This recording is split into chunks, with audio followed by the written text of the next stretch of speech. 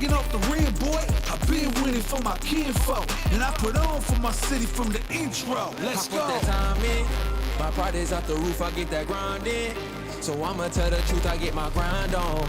You know the pressure make all of these diamonds. I tell them get back, step back, fast track, big lap, big facts. I'm past that, yeah. I'm trying to get ahead, get out the way. Now move forward, stand back.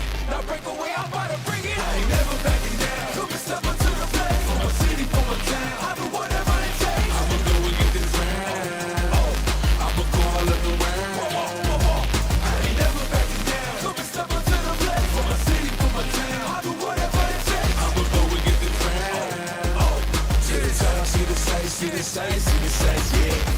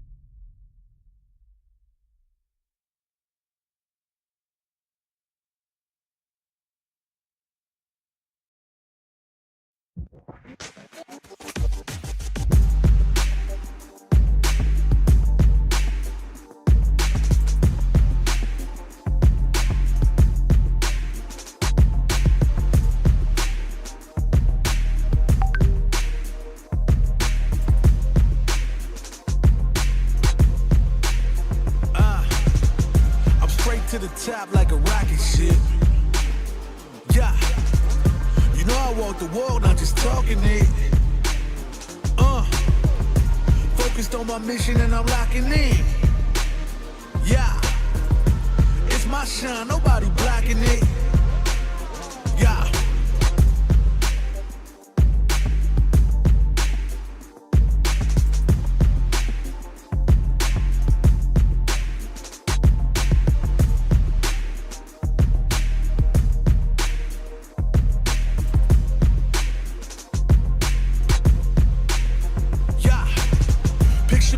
Crown and a smile. All the things I've been through, I'm alive. Yeah. It might sound crazy, but I know it. I gotta keep going. On and I don't stop. Cause you know I'm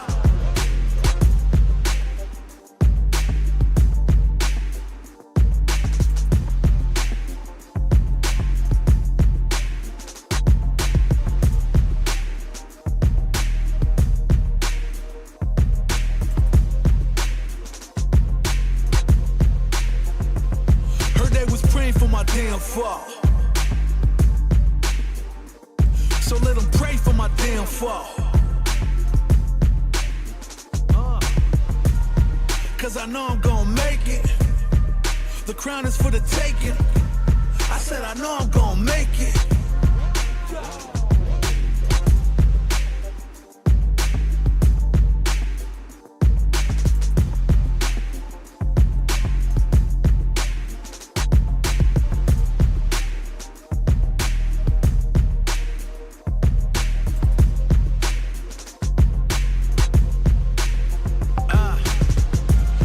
To the top like a rocket ship. Yeah. You know I walk the walk, not just talking it. Focused on my mission and I'm locking in. Yeah.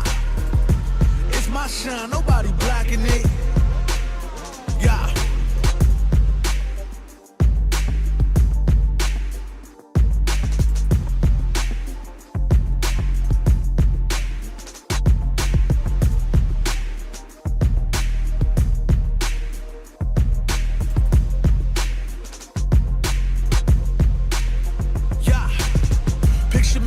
Crown and a smile.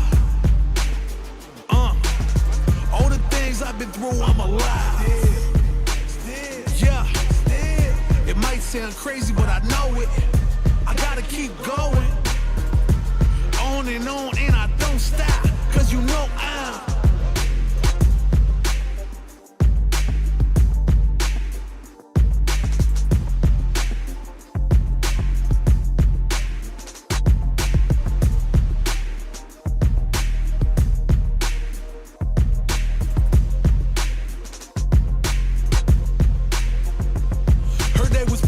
damn fall.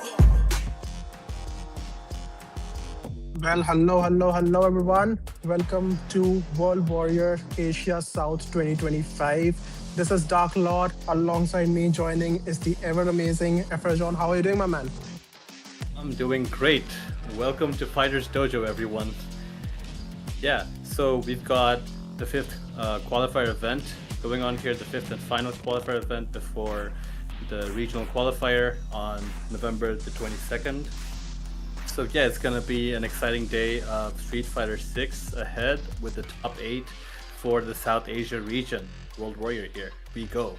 So a lot of the storylines leading into this have been a bit alright lately, like a lot of upsets again, games happened over the season, but here we have today in the top 8, there's going to be a lot of stuff going on, but we're going to be starting with the schedule. Moving on. Yes, as we can see, there have been the schedules of 5 qualifiers. We have I've already covered 5 journeys right now, starting from the 1st, 2nd, 3rd, 4th and 5th. And here we are on the very last qualifier. This is the stakes where it is the highest for some players because there is no coming back if they mess up this particular event. And we have seen some comfortable leads through and through, but there are certain players who have their life on the line in this qualifier and they need to step up and show up that they belong in the final qualifiers coming up for the region. Right, absolutely. So moving on to the leaderboards soon, we have Sionic ever at the top with 135 points, Tony 97 not lagging too far behind alongside Raihan, I should say, at occupying the second and third spots, Prince at 95, making sure he got to the top 4 pretty much. If things go even better for him today, like he gets to solidify that position even more. Bachamia at 80 points at 5th, Behant at 75, Nubrido at 70, and Pop Tart at 60. So over here, one of the most notable participants we have here, Devil Sim, if he does really well, gets to potentially make it into the top 8 for the regional qualifier. Yes, absolutely. And this is leading to the point that we talked about, that this event is particularly very important for 2 players that come first in my mind is, of course, that is Behant and Devil Sim, because in the major leaderboard, the final leaderboards, their name has to be there in order to be at the November 22nd regional finals. And it is very important for them to step up. And all we have seen that they are at the top 8 bracket. They have been consistent performers, of course, but this is the time that they need to ace their game and just clutch it all in. One thing of note though, Pop Tart will not be able to participate in the regional qualifier event on the 22nd of November because he's not in the region at the moment. So really that quote-unquote 9th spot is under contention here as well with regard to that. So yeah, just a quick reminder there. So we can move on to the bracket now, where we have Devil Sim versus Prince being the first game we'll see on stream today, and Tony 97 versus Raihan immediately right after. It is the first to 3 format. So we'll have Sionic and Bachamia down in the losers round 1, and then we have closing Regent and Behant. So Sionic has actually been eliminated by Devil Sim, I believe, going into the matches before top 8. So that was quite an upset usually, but really Sionic has been challenged more frequently by players in the region as of late. Tony 97 and Raihan have taken tournament wins over him, not to mention set wins as well. We've got Infamous Ryan, who beat him in the first 2 in the bracket in a previous event. So it was Cammy versus Sionic there. And then now it's Devil Sim who has joined that honor over here to be able to take down the de facto last boss of the region. So it is exciting to see more and more challenges coming in against Sionic, to see whether his position can be overturned, whether someone can actually win the whole thing besides him. But yeah, Sionic has had to work a lot to improve himself in the face of these challenges. And even when you're at the top, you still have to keep improving to keep up with others in terms of pace, right? And how much you know about the game, what skills you have, what skills you can build on top of those skills, and so on and so forth. Yeah, absolutely, my man. And this goes to show that the region has literally stepped up on their game, because last 2 seasons we have seen SI particularly dominating the events, and the rest of the team had their homework cut out for them. They knew that this is the guy to beat and this is the guy to actually prep for. And in process of that, they have actually raised the level so high that he is not even in the winners top 8. Devil Sim was able to make it work in top 16. However, you can say that since he is so strongly positioned, Sionic, he can also be, trying to test the waters for the regional finals as to how much he can adapt and what kind of characters and what kind of play style he can adapt for certain players, because he has already been solidified as like you said, the de facto player of the region. So, but many congrats to Devil Sim for such a strong show, and this is just only goes to show that such high-level players are also coming in together and making the performances work. Also, for those of you who think that there is a change in the face, of course there is. Our classic Gupshup was unavailable, and therefore I had to come up to his shoes. So yeah, shout out to the Gupshup and for such an amazing work. And for most of you who don't know me, maybe because you have been presently just playing SF6, I am the Zangief player from the SF 5 days from India, and I have a lot of friends in Bangladesh as well. I've had such a fun time, not fun time in actually playing the ranked matches back then, but yeah, of course, it was such a privilege to be sharing the stage with you all for so long. And here I am in the casting shoes again. Right, it's a pleasure to be casting alongside you tonight. So yeah, we've got a big prize pool up for at $6,800 coming up for the regional finals. Just a quick reminder, right? The first place is going to be getting 2,000, the second place 1,500, third place 1,000, fourth at 700. Fifth and sixth each get 500, and seventh and eighth get 300. Even though this season has been pretty much done for the most part, I urge everyone watching to participate in the future seasons. Hopefully we will have them. So yeah, compete, get to know the community on a deeper level. Just compete for the joy of competing, and success will follow depending on what you pour into it. Really support this event as far as we can go. It's been an enjoyment to have this in our scene, right? So yeah, that was what I had to say there as well. It's really nice having everything come together for this. So yeah, I do believe we'll get the games rolling soon, right? Yeah, absolutely. And just to allude to one point that you have said, we have come so far as a region. We have been getting these World Warriors, we have been getting these qualifiers, and the Capcom stage.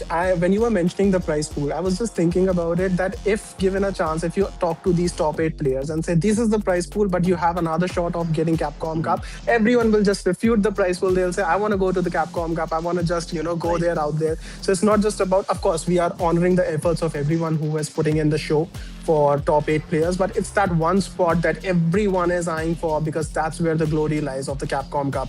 But like you have said, we have to get the matches rolling. And very interesting fact about the very first match that we will be getting of Prince versus the Devil Sim, it's going to be a blind pick. So not even the casters beforehand can help you with the character picks and analyzation, because these players are so seasoned. They want to test their alternate characters as well, and it's all comes down to this strategic matching of how, oh, you know what I do, let's roll it up again and let's try again one more time. Right.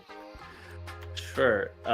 Yeah, both of these players have been known for playing a wide range of characters, and I won't name any names, but there's been some, comments from the community and from any side really about like, this is thing people do where you switch to something else on the character screen and they'll swap right after. There's so much going on that sort of like mind game, meta game outside of the game itself.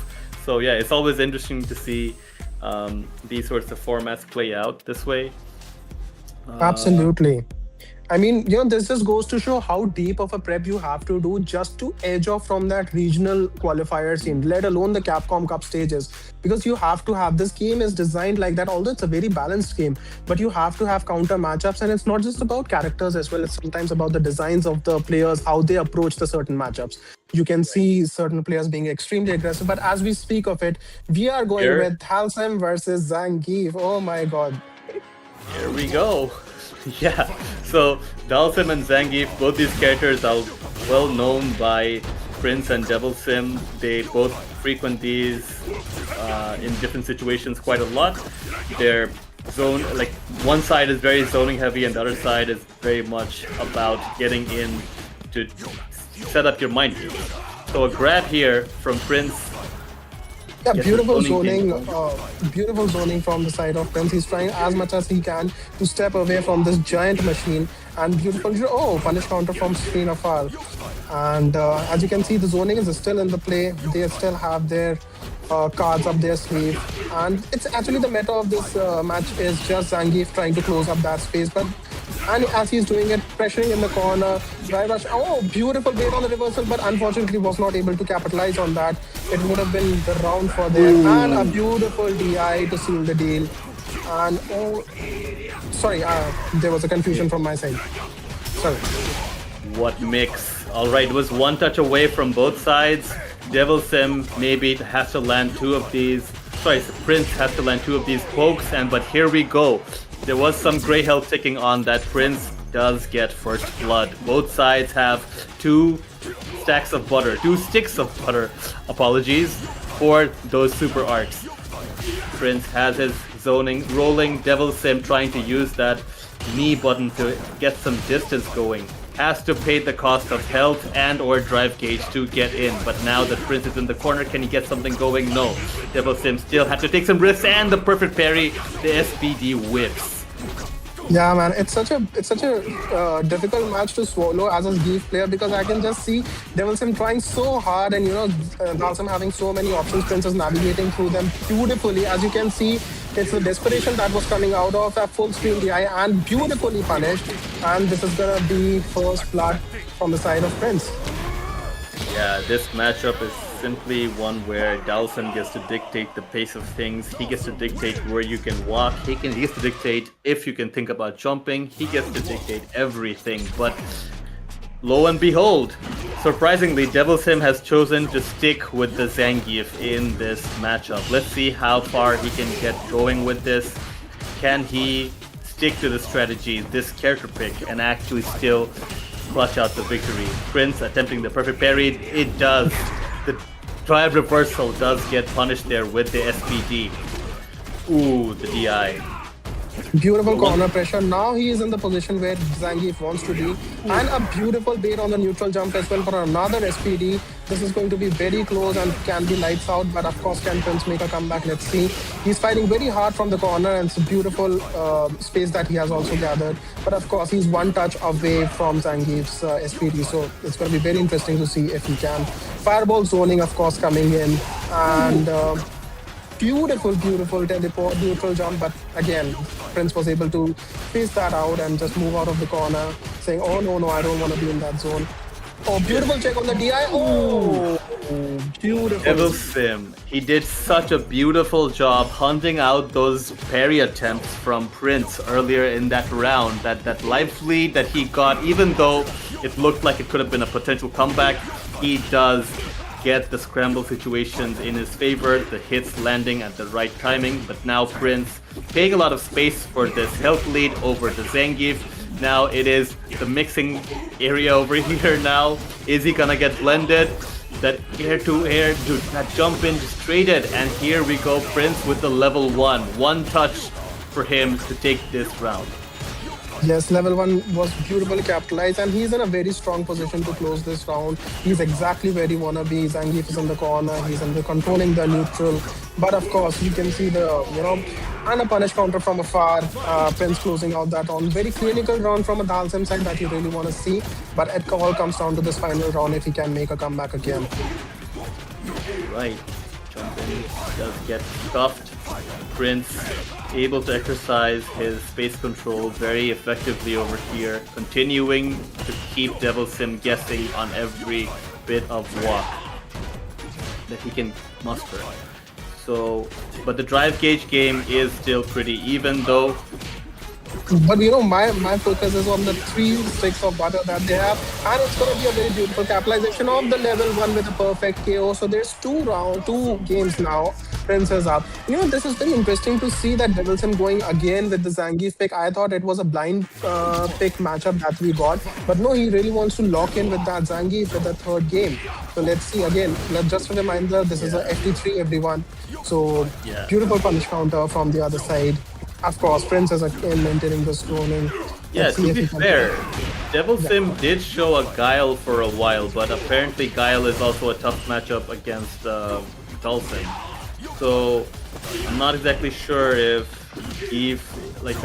otherwise we'd have a Dalsim mirror here, I believe, right? Absolutely, so, yeah.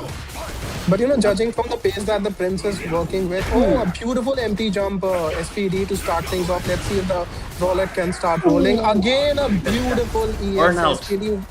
Oh my god, and one touch away. Can he close it out? Both players the burnout, and Devil Sim finally breaking in. Beautiful catch-ups with 2 SPDs. Amazing show from the Zangief. Devil Sim mixing his jumps really well. The grappler jump as is notorious for being called, where you jump in and you do no button, it's an empty jump, and then your opponent with their anti-air button and then you whiff punish that with the SPD. So he's been doing that amazingly well this last round over here. Oh, there we go. The anti-projectile use of the level 2. Can he get some sort of burnout? He does. And he also Prince. gets a very good corner carry, but Prince was smart enough to navigate right out of it. Otherwise, it would have been a very scary situation for Prince. But a light kick SPD setup, classic Zangief show. And again, a beautiful check from the level 2. Oh my god, this is very scary now. Prince is getting his drive gauge back now. It is Devil Sim who has to worry about the stamina game. Does get a little bit of it back though with the parries here. Prince now looking for openings in Devil Sim's approach. Looking to get a few hits in here potentially. Maybe nothing too risky or expensive. Ooh, but momentum here? Nope, not just yet. Not yet. Yeah, denied from the side of Prince. This is this wall of fireball and of course the pokes which Prince has made, and this is becoming very, very scary for Devil Sim. He has his top 8 life on the line from the winner side. So of course, let's see. Beautiful DI again closing in the space. Pressure from the side of Devil Sim. Again in the mix-up corner carry. This can be lights out very quickly. Light kick SPD to start the show again, and oh, beautiful reversal from the side of Prince. Very lucky though, I might add. Ooh, does get grabbed out of the parry here. Prince looking to fight again. Ooh, Devil Sim there gets him really low. One more touch and it is a win for Prince under his belt here in this first 2-3. Perfect parry on the fireball. Devil Sim seems to be quite mentally present right now. Able to devote those mental resources here, and the air to ground footsies with that whiff punish. Yeah, like it was amazing to see him get a counter hit SPD from that range earlier in the corner. I think that was sort of footsies there. I think he did a whiff punish maybe. Ooh. Beautiful, beautiful medium punch to start off, and again the DI run to get into it. Beautiful show from the Zangief side, but again, now we are back to the meta. Close this space, that's the name of the game for the Zangief. And this wall of projectile and pokes that the Prince is showing, he doesn't want this mechanical machine to anywhere be near for this Yoga boy. Yeah, such is the nature of the matchup. Now Prince is gonna be adapting in certain, his zoning patterns out, right? Devil Sim has to figure out the answers to those zoning patterns if he wants to get in once again to schmix Prince in the corner. Beautiful whiff punish from all across, and you can see it's just that 1 or 2 SPDs from the side of, and again to show the equation, he cannot just poke carelessly now, Prince. That has been set as the precedent now. So again, but DI to start off, he was maybe baiting out certain things, but Prince was not buying it. So again, he has to work in his space again. But like I said, 1 or 2 SPDs from the side of Zangief, and YoddhaaGaming Sim Hills just, it melts like a hot chocolate. Yeah, it is going to be, Devil Sim figuring out things here because, he was the original Dalsim, like, compared to these two here, relatively speaking, right? He, knows the character really well inside out. So he's been whiff punishing bits of stuff here and there to great effect. Now let's see if he can close out this round. The headbutt tells him, I'm not gonna let you go up in the air, but Prince now with the level 3. Looking to get Devil Sim into a near burnout state? No, yeah, it is actually there. He is, and of course with the space as well, but very counterintuitive to go into it, utilizing the same movement. Very beautiful. I think he catches Devil Sim off guard. He thought that he will be staying away, but of course moving in, and now beautiful DI run into the DI rush into the SPD, and DI back. Devil Sim does have a massive super meter advantage though. He does have 3 bars of meter, and it is 1 level 3 that could end Prince's game right over here. The SPD, 1 more interaction potentially for Devil Sim here. We go. No punish on that, I believe. That does push you far back enough that a lot of characters don't get it. But a throw back here once again. And Prince realizing that Devil Sim has been using empty jumps for the SPD, so he was quick to catch on with his normal grab. And again, very lucky interruption over there for the side of Prince. But again, like I said, Devil Sim is just one SPD away for leveling it out on 2-2. Beautiful pressure from the side of Prince, controlling the neutral as much as he can. Gutsy runs to come in and actually close the space, but of course he's safe over there with the combos. And yeah, Devil Sim with a full CA, he can just burst it out, but he doesn't need to. Beautiful jump in, catches him off guard, and it's an all matchup again for the final. 2-2 from the side of Devil Sim. Very gutsy play from him. And again, we come back to the character screen. Wow. So, yeah, what's interesting to see over here was that, like, later on in the game, when he had, in the round, I should say, when he had that massive health lead, he stopped really trying to whiff punish them as proactively, right? He wasn't really reacting to a lot of these whiff punish options that were in front of him, but he did take his time and jump in at a very crucial moment where Prince was not ready to anti-air. Prince now, having switched to the Blanca, let's see what he brings out over here. And you know, I know, wow, beautiful parry, perfect parry, closing in the distance. But now Prince is showing no signs of any fear. He's just going in with EXTP's ham. Beautiful slide in. Again, drive rush cancels into the headbutt. Ooh. Did the light ball over there. Prince now making up that drive gauge deficit, earning back what he has lost. Does have the health lead still. Now here comes Devil Sim with a reset attempt, but the running bear grab does also go unpunished. So Prince now at a big drive deficit once again, does opt to go into burnout under his own terms, but will it pay off? Let's check it out. Beautiful medium kick into SPD, and you know, this just goes to show again, NEX SPD, they should close out the round.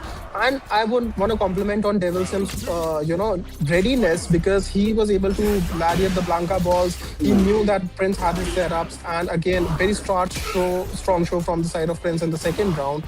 And it's a very notorious matchup again, but again, empty jump into SPD. This is something that Prince has to check, because he has got a lot of mileage, and of course, oh my god. Devil Sim here at set point gets Prince into burnout with about 20% or less of his HP remaining. Does get the check on that over there. The level 1 though, Prince does pay it off to get out. Calls out the parry attempt with the light Blanca ball. Gets his level 2 rolling. It is Mixed City. The interrupts are there from Devil Sim. One more hit. Does not get the chance to chip out, but Devil Sim with the interrupt. The crouching light kick wins out the set against Prince. I believe Devil Sim hasn't won against Prince in a set in a while, right? Like, I'd appreciate any checkup from that, like on that front, like from our organizers. Like, yeah, this was very exciting to see Devil Sim actually making the comeback. He was down 2-0. Yeah, Prince and against all odds. I mean, in a matchup that, you know, usually Zangief is very scared of, YoddhaaGaming Sim versus Zangief, he made it work after 2-0 deficit. And then again, Blanca is also, I might add, it's a very notorious matchup for Zangief because of the mobility of Blanca. He just moves around so quickly, you cannot corner him so easily. But of course, Devil Sim came prepared, and very, very big props to him for making it into our winners final. Of course, we have already emphasized before the start of the show, Devil Sim needs a very strong qualifier this time, because he needs to chuck those points. The stakes are not that particular high for Prince as much as it was for Devil Sim. So huge grabs, and what a strong show from Zangief's fellow mate. Yeah.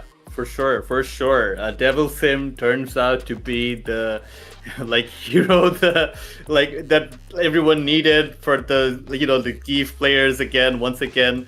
It's really amazing to see him come this far. He took down S-Ionic on the same run as well. So he is back with a vengeance. He is letting us know of his presence here in this region. So he's going for the gold, obviously. He seems very motivated. I love to see that. For a while, like Prince and Devil Sim being the two major contenders coming out of India, it was looking like Prince has taken the lead for a while, right? But now that Devil Sim has honestly shown some dominance here with that like comeback, right? He showed a level of composure that, like, honestly is not easy to achieve in this sort of set. Like, you know, like you're fighting for your right to be represented in, like, to represent yourself in the, you know, regional finals, right? So yeah, big props to him. So yeah, honestly, the way he played it, he figured out Prince's patterns really well. He was able to, every walk forward and every parry, every decision he made on that approach seemed to have, you know, played out well for him later on. He got the read from all that data. Big hats off, you know. Yeah, and you know, as a Zangief player myself, I can clearly see what gave him so much mileage was his empty jump SPDs. He really baited out those parries, and you know, and later on when he realized that okay, this is something that they are adapting to, so he started mixing up with his medium kicks, and that also gave him a lot of mileage in closing out certain rounds.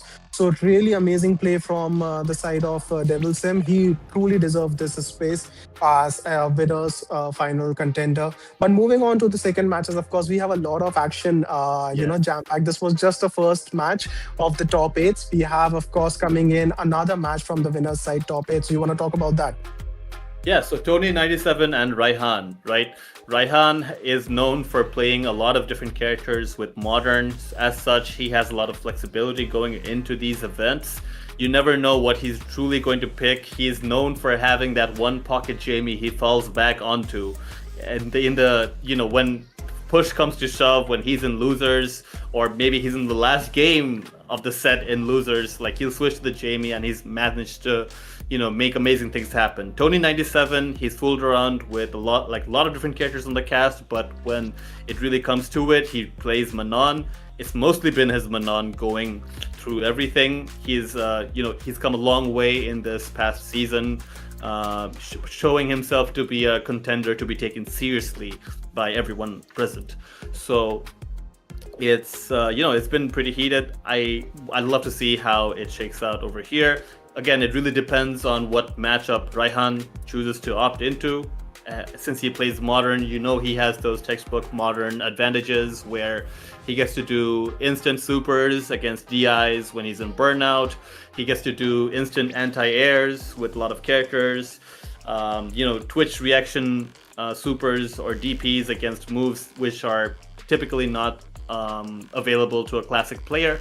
So yeah, it seems like Raihan is on the Elena right now. Tony97 ready with the Manon on the slot. Raihan perhaps making up his mind a little bit over here. But yeah, maybe he is sticking to the Elena that he showed last event over here. Yeah, and you know, I really want to touch upon Tony97's arc, because it was a very strong show, like I said, from SI Onyx side from Bangladesh. But he was the one who actually started, you know, challenging him in the later on qualifiers. He was the one who actually started to level up to a place where it was no longer very clear to see whether, you know, SI will go through the bracket of the Bangladesh, because Tony97 was the one who was challenging it. So coming from such a strong side as a player, I can always see, you know, it gives you a lot of confidence when you start beating your top players of the region, and now you are stepping up to the shoes again. So again, like you said, Elena versus Manon, no surprises over there. Let's see how the matchup falls for us. All right, here we go. Tony97 on the Manon starts off with a crouching light kick, testing the waters a little bit, both sides no doubt. First knockdown. Both sides not really fighting too deep over there. Raihan now gets some corner carry rolling. Here we go. It is Mixed City. Mixed City in the corner, and beautiful bait from the jump side. You know, he walked back for the EX and maintaining the corner pressure, that is, and feeling each other in the neutral. Again, a beautiful punish counter. This will give him a lot of mileage in the corner. Just one touch away, a throw attempt escaped. And yeah, this is looking like a pure show. All right, there we go. So now Tony97 really looking to fight his way out of this round with a massive health deficit. Does get a medal for himself. Burns out. Perhaps he was trying to get another grab in there eventually. You know, sometimes as Manon, you have to think about it this way, where you're trying to cash out with your medals. Maybe if you make a comeback and end the round, sure, that's amazing. But getting the medals really sets you up for bigger damage down the line, right? And there's also the chance to build super meter. So yeah, buttons whiffing on both sides, but no real commit on the whiff punish there. Not exactly sure what else is on the mental stack at this moment. Yeah, like you said, these medals do really enhance the damage, and as a grappler, there is always this scare. But of course, now feeling each other in the neutral, punish counter, traded, and they are playing very active in the neutral. No one giving an edge. A lot of buttons that have been whiffing. Again, a command grab to get some corner carry, but a beautiful check from the side. Reset. And, the level 3. Ooh, Raihan gets away with it over there.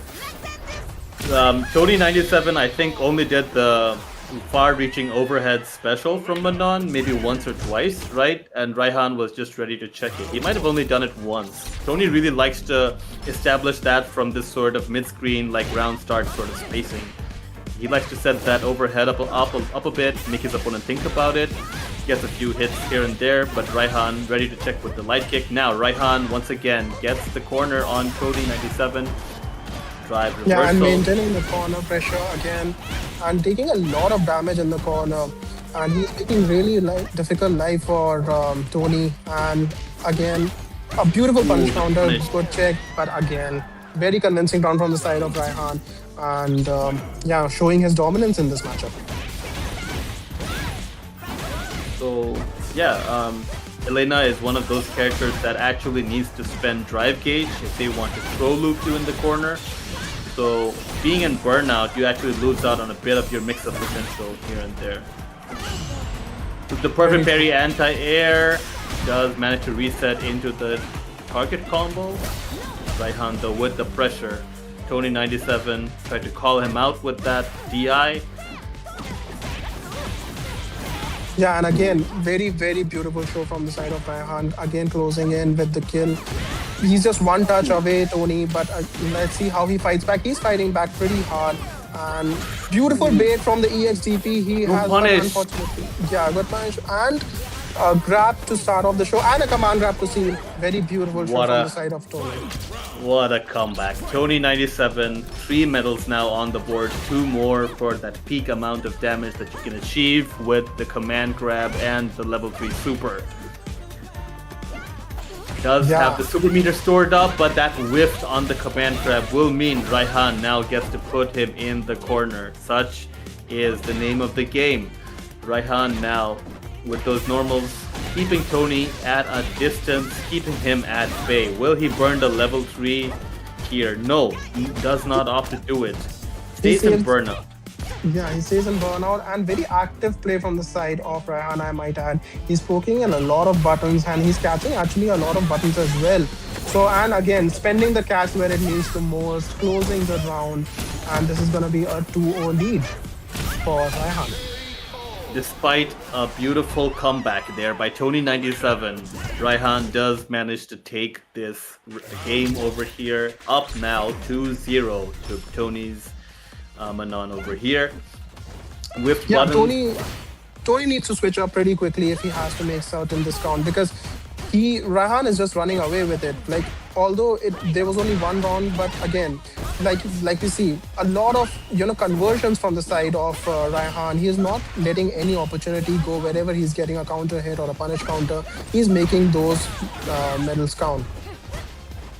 Yeah, the stand light kick whip from both sides. Both sides have been trying to elicit some overcommit from the other side by trying to get them to whiff punish that. But honestly, it's been a game of mostly timing and spacing over here. From the looks of things, Raihan able to poke very effectively against Tony's Manon. The EXGP though, this time does come out and hit the mark. Raihan now at that point needs one more round to close it out over here. You don't want to give Tony too much information or data about yourself and then regret it, right? So Tony does get interrupted there. Raihan has him in the corner. Yeah, and beautiful corner carry. Again, the corner pressure. This has been the name of the game from the side of Raihan. Just taking him into the corner, maximize as much as he can. But as I speak of it, a command grab from the side of Tony, making it level again. But a beautiful neutral jump, two neutral consecutive jumps, and again cashing in out. Yes, he will, and he will tax out a lot of damage on that. Yeah, a lot of He has drive got Tony regen. has on the ropes. Yeah, Tony's on the ropes on it. Does not find his mark. The DI does though. Raihan with a clean, concise set of Street Fighter 6. Beautifully played.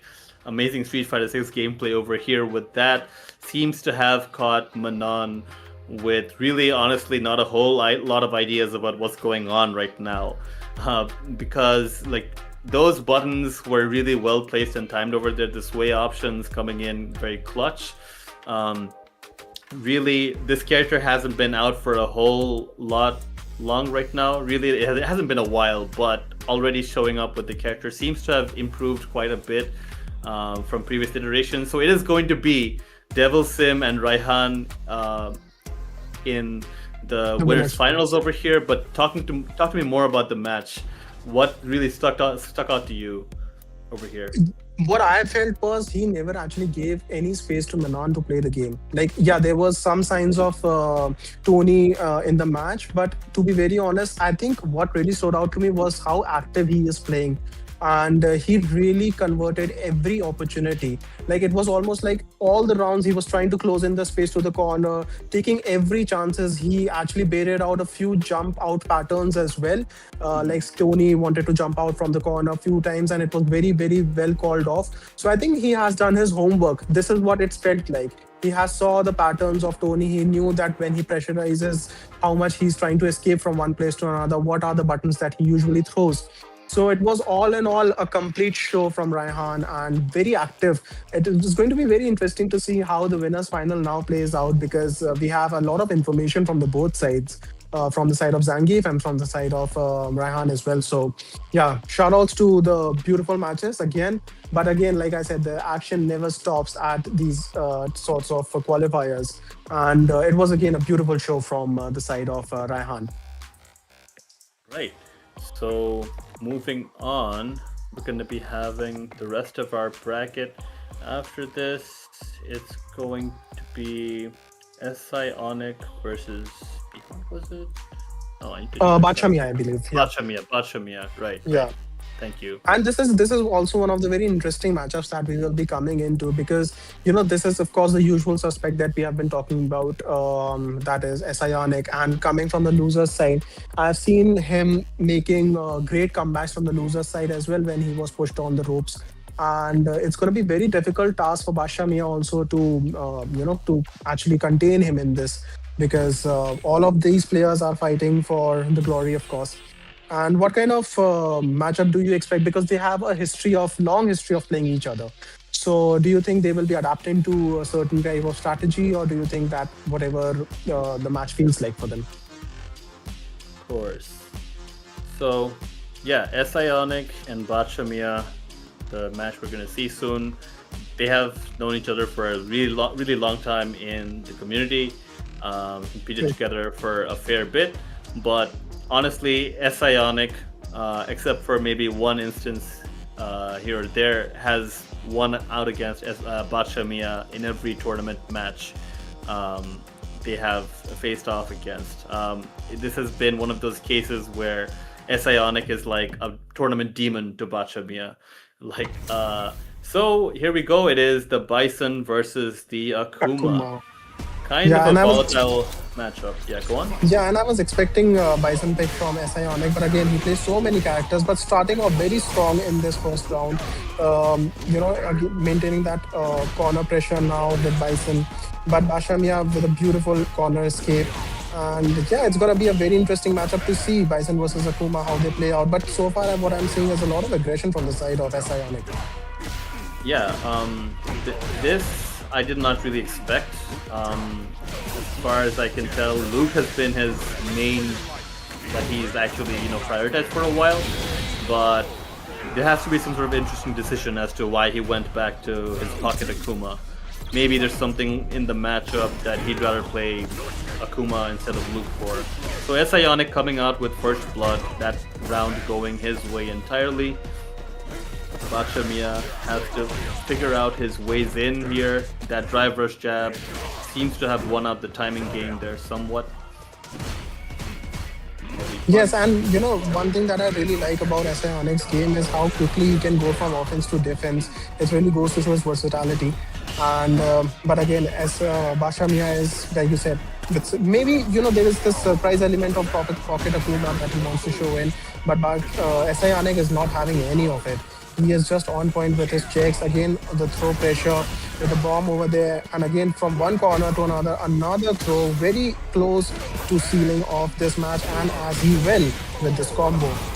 The walk-up crouch medium kick, catching on No to fear. Bachamiya's timing, absolutely aware of where Bachamiya would press that button over there, perhaps through previous interactions. Sometimes when you play with the player multiple times, it becomes like a carryover of like previous conversations in a manner of speaking. Like what you did in the last few sets, that the other person is like, oh, like I can't believe I let him get away with that, you know? Here, though, we have an EXGP, Bachamiya fighting back. Perfect parry on the stand medium kick. Will there be a reset attempt? Yes, there was. A drive rush grab this time. Ionic perhaps not quite ready to check a lot of those, but here this conversion will mean the loss for Bachamiya in the round. Ionic looking to go 2-0 up over Bachamiya. Yeah, and it's just the confidence that I can see from the side of Ionic playing in this match. Like I said, but beautiful perfect parry from the side from SI and managing out from the corner.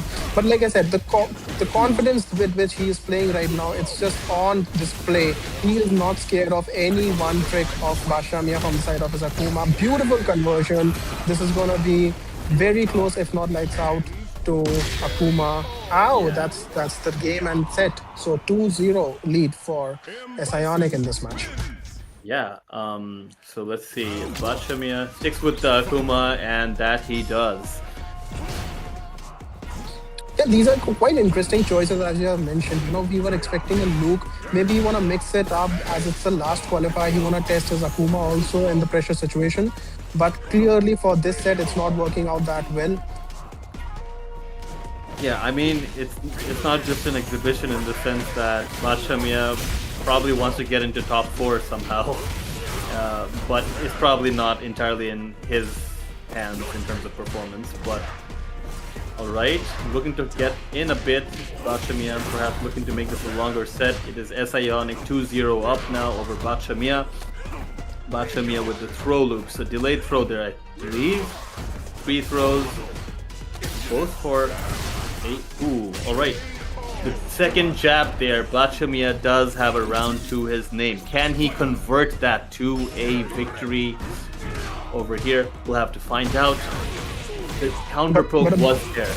Yeah, counter poke with a corner carry, and this is where the Bison shines. And last round, of course, there were signs of life from the side of Bachamiya, but again, now beautiful EX to rip it off, and just, you know, he's saying just back off and let me play my game now. Right, crouching medium punch seems to be a conscious option there from Bachamiya to check the Devil Rise move, I believe. The EXDP on the drive rush, calling it out over there. Bachamiya looking like it's a grim situation. Does get into burnout. Yeah, the situation is very, very tricky as both players are in the burnout. Of course, SI was recovering faster and he is able to close off this round. So a set round for Ionic. And yeah, let's see if Bachamiya can come back. A beautiful start to start off this round, and a throw again to corner pressure with a lot of mileage onto it. Let's see how SI fights back. He does fight back with the light jabs and with a beautiful conversion. Making up all the stage throws to put out one corner to another, but a reversal from the side of Bachamiya. All right, no conversion there to the level 3 there, unfortunately. There we have the level 3 from the side of Ionic. This is gonna do a massive amount of damage to Akuma. He did that dropped conversion into the level 3 is what's really gonna cost him if he loses, right? Yeah. And the burnout state is not going to help him either. This is going to be very close. But let's see how he manages his navigates his options. A beautiful reversal and making the most of the burnout stage. SI with 3-0 over Bashamia. Like you were alluding to their previous encounters. No show from the side of Bashamia again this time. But a very interesting character pick, like you were alluding to. Maybe he had better chances with the Luke, but SI again maintaining his domination and knocking Bashamia out of the bracket. Yeah, that is it. Sionic will be moving on to face Tony97 in the bracket later on. So over there, I feel like a lot of timings were just caught out by Sionic. Like really, like in that last round, Bashamia had him in the corner, and Sionic's delay jab seems to be working out very frequently over there in that situation, coming out of the corner, from what I could tell. Also, a lot of air situations, like the Devil Rise was being checked by crouching medium punch.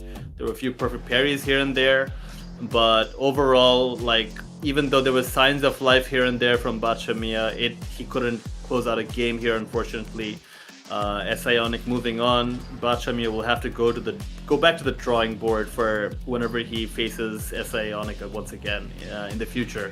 So now we got Closing Regent and B Haunt coming up soon. Closing Regent, I believe, plays JP, and B Haunt is usually on the Honda, sometimes on the DJ. So JP versus Honda. I do believe this is usually given to the JP in the matchup, from what I can tell. But really, Honda is a strong character. Yeah, like Honda stand medium punch. That thing is literally like other characters stand heavy punches in terms of the range and the footsie game you can play with it. And Honda has so many things he can do with the timings of the headbutt, the fake headbutt, and the butt slam. And he has a command grab as well on top of that. So even though a lot of people like to place Honda relatively lower in the character tier list, he is always a threat. You never know what you're dealing with against a Honda. My personal pet peeve is when they're doing butt slam, but they accidentally do the input wrong and they just do like jump light kick, and that messes up my DP anti-air. Like, why do I have to suffer for your misinput, bro? But yeah, that's the meta for the Honda matchup. I mean, you have alluded it so beautifully, because you know, I might add to this that character tier list does not matter at a certain level, specifically when you are facing Honda in a elimination situation. A Honda player is a very scary player, of course, and B Haunt is no slouch either. He has shown some great potential in the last qualifiers as well.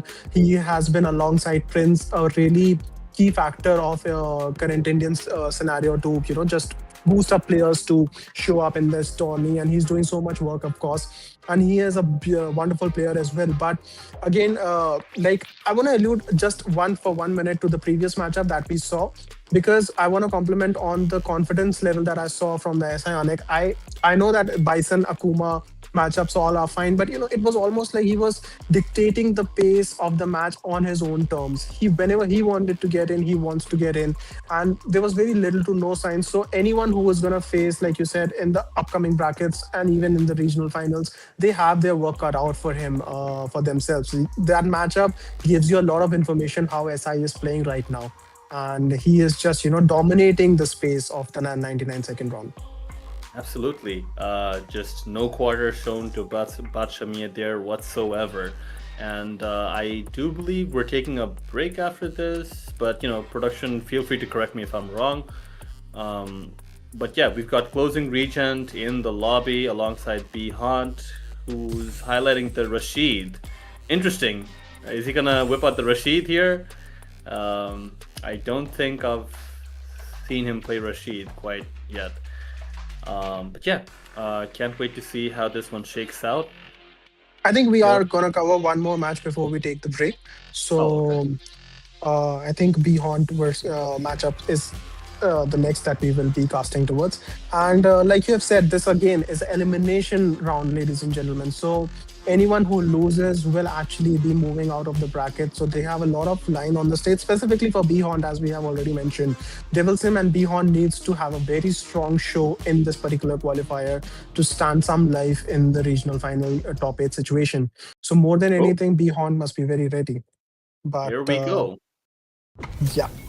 The matches is live. is. It's Rashid versus JP, and it's going to be very interesting to see how Bihon handles Rashid now. Yeah, I don't think I've seen this matchup a terrible lot. Like, we'll have to see. I'd imagine this is in favor of Rashid for the most part, right? Is the button check? No, maybe it can't be. All right. No, So- it cannot be. So, but yeah, no, very correctly you have pointed out. But you know, Bihon plays a lot of characters himself, so it's a very good pick for him to surprise. At least he can, since it's an FT3, he can test out the waters, getting out the neutral jump again, and a grab and starting off with the damages.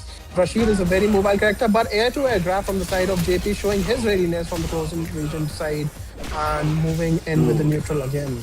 Nice anti-airs. He chipped out a fair bit of Bihon's health there, but now Bihon does have his drive gauge back. One more trade like that would be enough for closing region to close out this round. The level 1 comes out and it goes beyond with the area where closing region tried to do that spike, and here we go. Bihon burning 2 or 3 bars of whole meters of drive gauge to win out that round over there. Lots of drive rushes. Yeah, lots of drive rushes, and rightfully so. The meter management was on point in the background, and he was able to close it out. And it's just that, you know, Bihon's reactions are too good, like we have seen in the previous round as well. And he's just playing very active, not giving Regent any space. A beautiful shimmy, walk in, walk out. I'm at your door. And yeah, beautiful neutral jumps. He knows probably the pattern that Regent like to throw tech. So he's exploiting that, and he's making the most mileage out of it. Yeah, quite a lot of info over here he's had to work with that he's been able to capitalize on beautifully. Closing region now, pressuring from mid-screen over here. The portal eruption does work out for him there. He has to stay ahead of the drive gauge situation over here. Now doesn't even have to burn out probably. Oh wait, he does, but it is a perfect. So here, doesn't even have to take a single hit. Showing promise here in the further settings, further situations in this set. Anti-air. Anti-air from the side of Bihon, and first round was just all show from the Regent. He was zoned out, he was zoning out completely, and yeah, this goes to show that the strategy for this matchup is, of course, to have Rashid zoned out. But now Bihon is not having any of it, and a beautiful back throw from the side of Regent. This will give him a lot of manage, but busting out to come out of the corner. A beautiful show, and what a mix-up he had over there. And a lot of mileage from that. This will be able to close. No, not yet. Regent fighting back in the neutral. And again to the zoning situation. This is where he wants Rashid to be. Yeah, for sure. But now burnout is being regened. Even when you block things in burnout, you do get some stuff back. Some of your burnout meter gets refunded, but there was probably afraid of some sort of EXDP attempt coming out from Bihon. Closing region, showing the respect, does get grabbed after that. No whiff punish there, unfortunately, on the Rashid stand heavy punch. The shimmies there working out beautifully. Bihon is dancing in front of Regent, literally, like with these shimmy attempts, but a beautiful escape. And now let's see how he handles this. A lot of damage will be taken over here. Nice anti-airs, closing region, showing that he is ready with those for the most part. The overhead does land. He has to capitalize on the burnout somehow, but here comes Bihon with the level 2. Drive reversal works out for him. Level 2 has been neutralized. Amazing play by closing region over there, recognizing the spacing that he could capitalize on to make use of that. Yeah, beautiful awareness over there, but now he has to see he has burned out himself in the process, and now it's just a matter of time. Air to air. Wow. Closing Beautiful Regent. call out. Beautiful call out from the side of closing Regent. He knew that air approach was coming in, so he was ready for that, and that just shows one apiece. Yeah, the score stands at 1-1. Closing Regent adapting over here, reading out the shimmy, scuffing Bihan's movement, forcing him to block that crushing medium punch. Closing Regent is covering the holes in his defense from the looks of it. Now Bihan though, fighting back. Fighting back, going into the corner again. But yeah, the way... Oh, and a beautiful conversion on the side of Bihan as well. He's putting in a lot of pressure in the corner, not escaping. He is burned out now, Regent, and this is trouble. And OD Amnesia coming in, but okay. Ooh, the cross-up worked over here. The command grab comes out. Bihan, he does get burnt out over here. Closing Regent, getting his drive gauge back soon. The anti-airs ever present. Ready with those. Reaching with those air grabs over here. The level 2 does land, unfortunately for Closing Regent. The parries are there.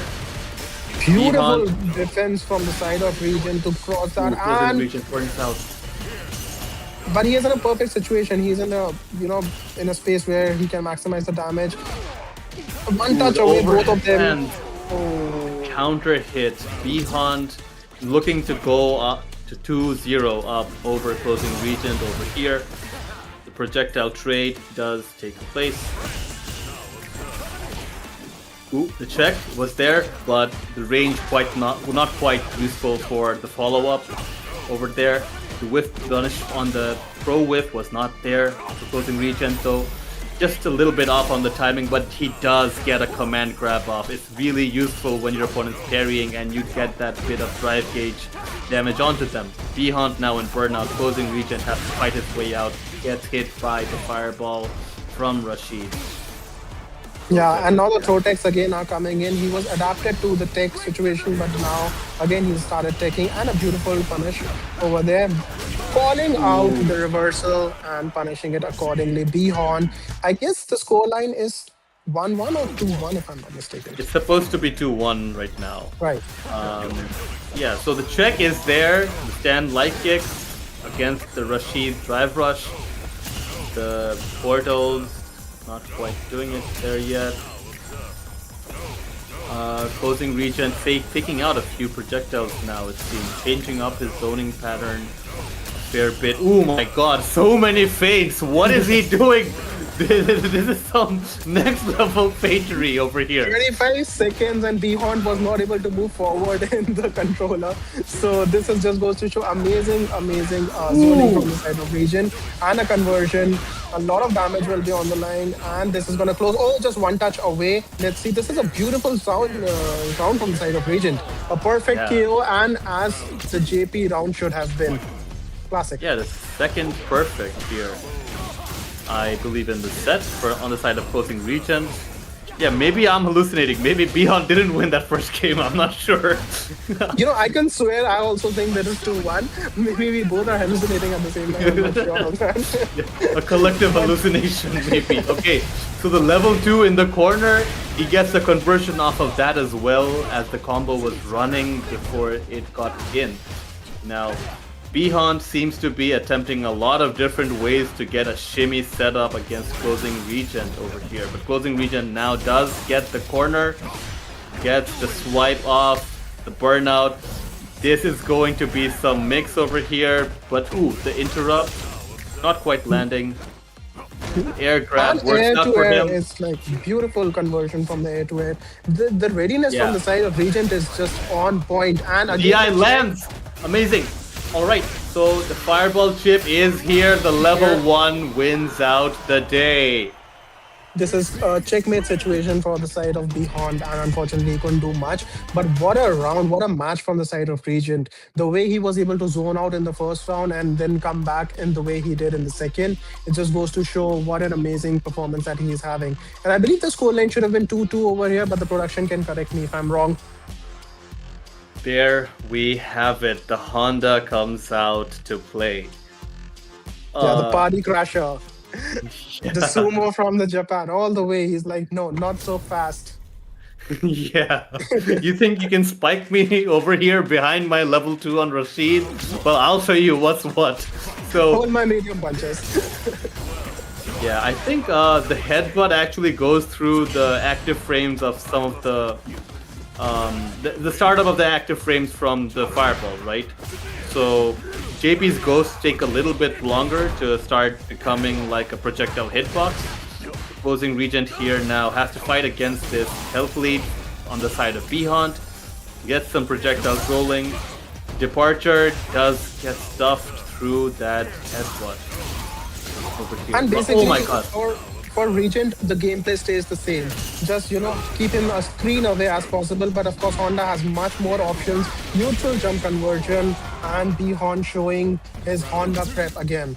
A beautiful beautiful round from the side of Behaunt. Let's see if he can save it, and a command grab to start off the show. A game of shimmies here on the side of Behaunt, gets closing region to the corner and comes up with a new creative way to bait the drive reversal or the throw tech. And the setups from the side of Behaunt, oh my god, this round was all planned and scripted. He never paid attention to what Regent was doing. He was like, I'm canceling into command grab. Now this is an EX1, and beautiful show from the side of Behaunt. I believe this is a 3-2. Please, production, let this be a 3-2 now. Otherwise, I'll make a fool of myself. Yeah, I think it is a 3-2 as I can see on the bracket right now. Yeah. The production making our lives a little more hard just to see if we are match aware or not. But beautiful round from the side of Behaunt. Congratulations to him for moving out. But a very, very strong show from the side of Regent as well, I might add. A very commendable effort. The way he was winning some of those rounds, the classic JP rounds that you would like to see from a JP doing, zoning out completely, calling off, and just air-to-air awareness even though he lost. But what a beautiful set we have witnessed. Yeah, for sure. I mean, he did struggle at a few points where, for example, he had Rashid in the corner in burnout with a level 2 going off on his side, right? Like from the JP. But like, that's a situation I believe that JP is supposed to win out and get a hit no matter what. There, he was unable to really stop the air escape options from Rashid. Maybe there's a JP player in the chat who's willing to really describe how that's one situation where Rashid actually is able to get out. I don't know. Feel free to correct me. But he showed a lot of promise. His anti-airs were crisp. His zoning patterns. He had a lot of adaptations. I loved that sequence of fakes of ghosts he threw out. Like every time it's like 2 fakes, 1 departure, 2 fakes, 1 departure. I was like, what is going on? This pattern, I love to see those ghosts streaking across the screen. A valiant fight on his part, but unfortunately, alluding to that, I mean, this actually was in favor of Behaunt because of the character diversity, I might add. Because he played 2 matches with Rashid, he had the data, and in the last match, I felt that it was more than the surprise element that did the trick. Because adapting to Honda in the last match, it's very difficult because Honda plays its own game regardless of the match situation. And as we have seen from the side of Behaunt, amazing prep from both the characters. It's not easy to switch in between the sets specifically when your character has been refuted that way. But he understood the matchup, he understood the situation on the demand of the set, and he adapted it beautifully. So props to Behaunt again. Valiant effort from the side of Regent. And we have our first 4 matches, ladies and gentlemen, of the top 8 done. Now we will be moving on to the lower bracket and to the winners final, of course, after a very short break, I believe, from the side of production that we will be having. So so don't go anywhere. We will be back after 5 to 7 minutes, and we will see you on the other side as a lot of Street Fighter 6 action waits away too. Yep, don't touch that browser.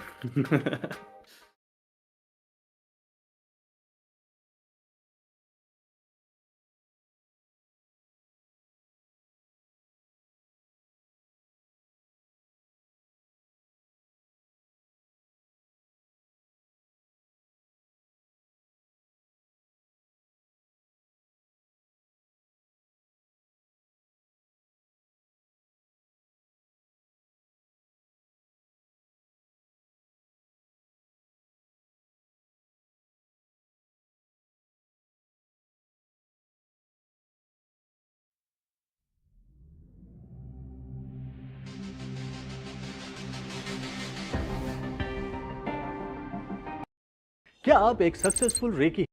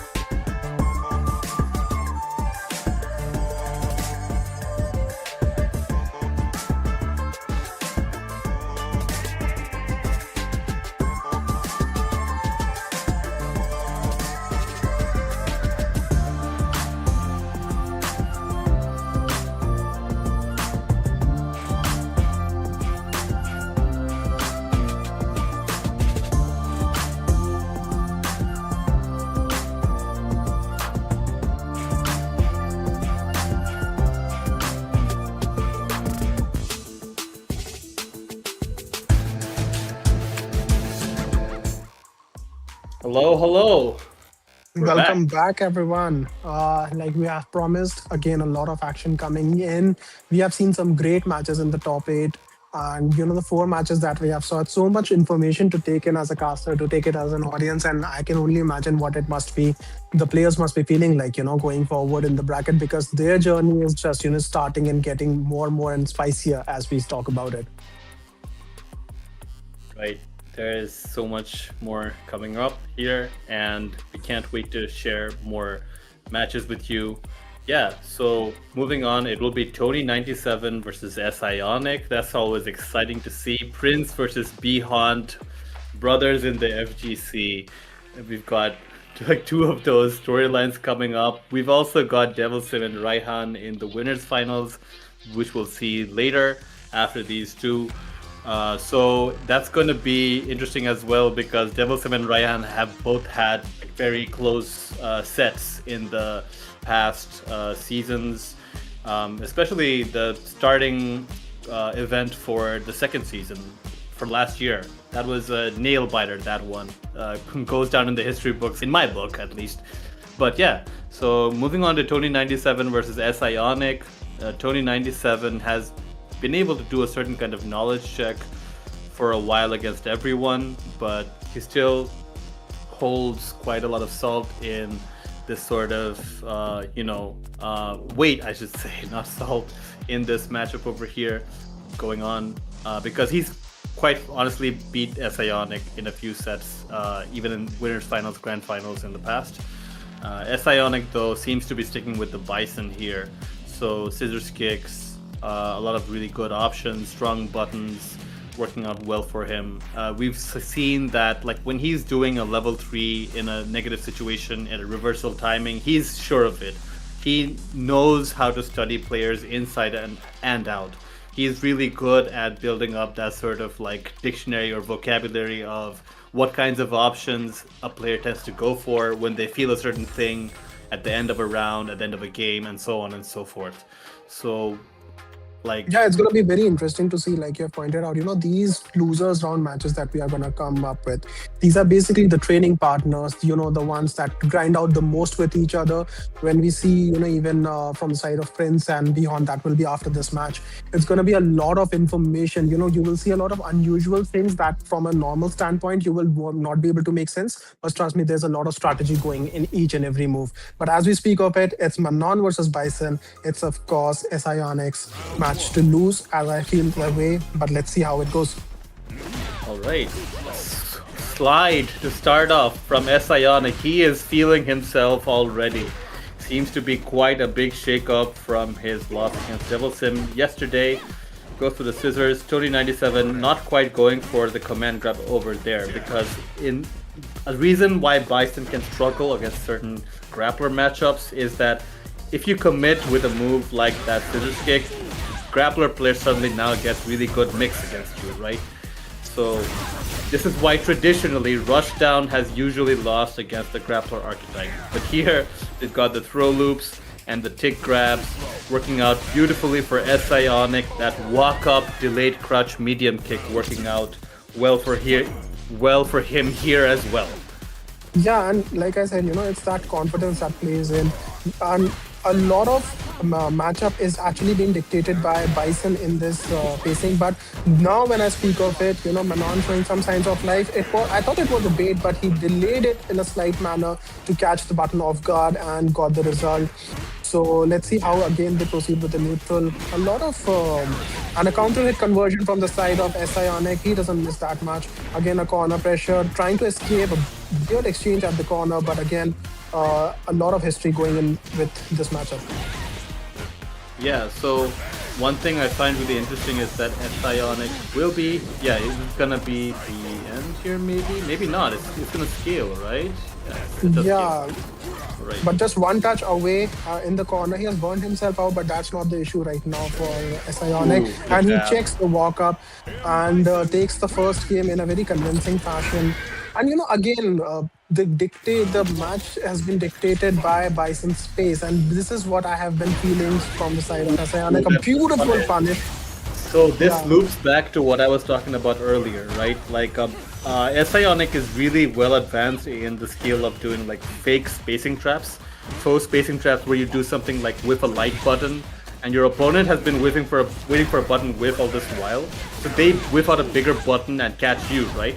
So there's been like 2 or 3 instances already yet where Tony97 is trying to do a fake spacing trap by whipping her light button, and Onyx is ready there to catch her out, like as evident with the perfect over here, right? So like, he is so good at that. So when you try to do that against him, he is, he's just there, like calling you out on it really well. Like he refuses to play that game and knows where and when he can refuse to play that game with the fake spacing trap. The drive reversal will get punished there though, like Tony97 getting 1 medal on the board. 100% agreed to what your point was. But and coming back to Manan, he doesn't really have. Tony does not have the space to play this matchup. It's almost like a punish counter reversal. But let's see how it goes. He has burned himself out, so this is a chance for Tony too. And yes, he will be able to seal this off. So 1 round, at least some signs of life from the side of Tony97. Let's see how he converts it into the final round. He needs this match to get his confidence back. And heavy punch working out well for him. The jump back air to air. Again, the stakes are extremely high. This is the elimination bracket, so they cannot afford that many mistakes in the round now. If 1 touch away for just elimination, so...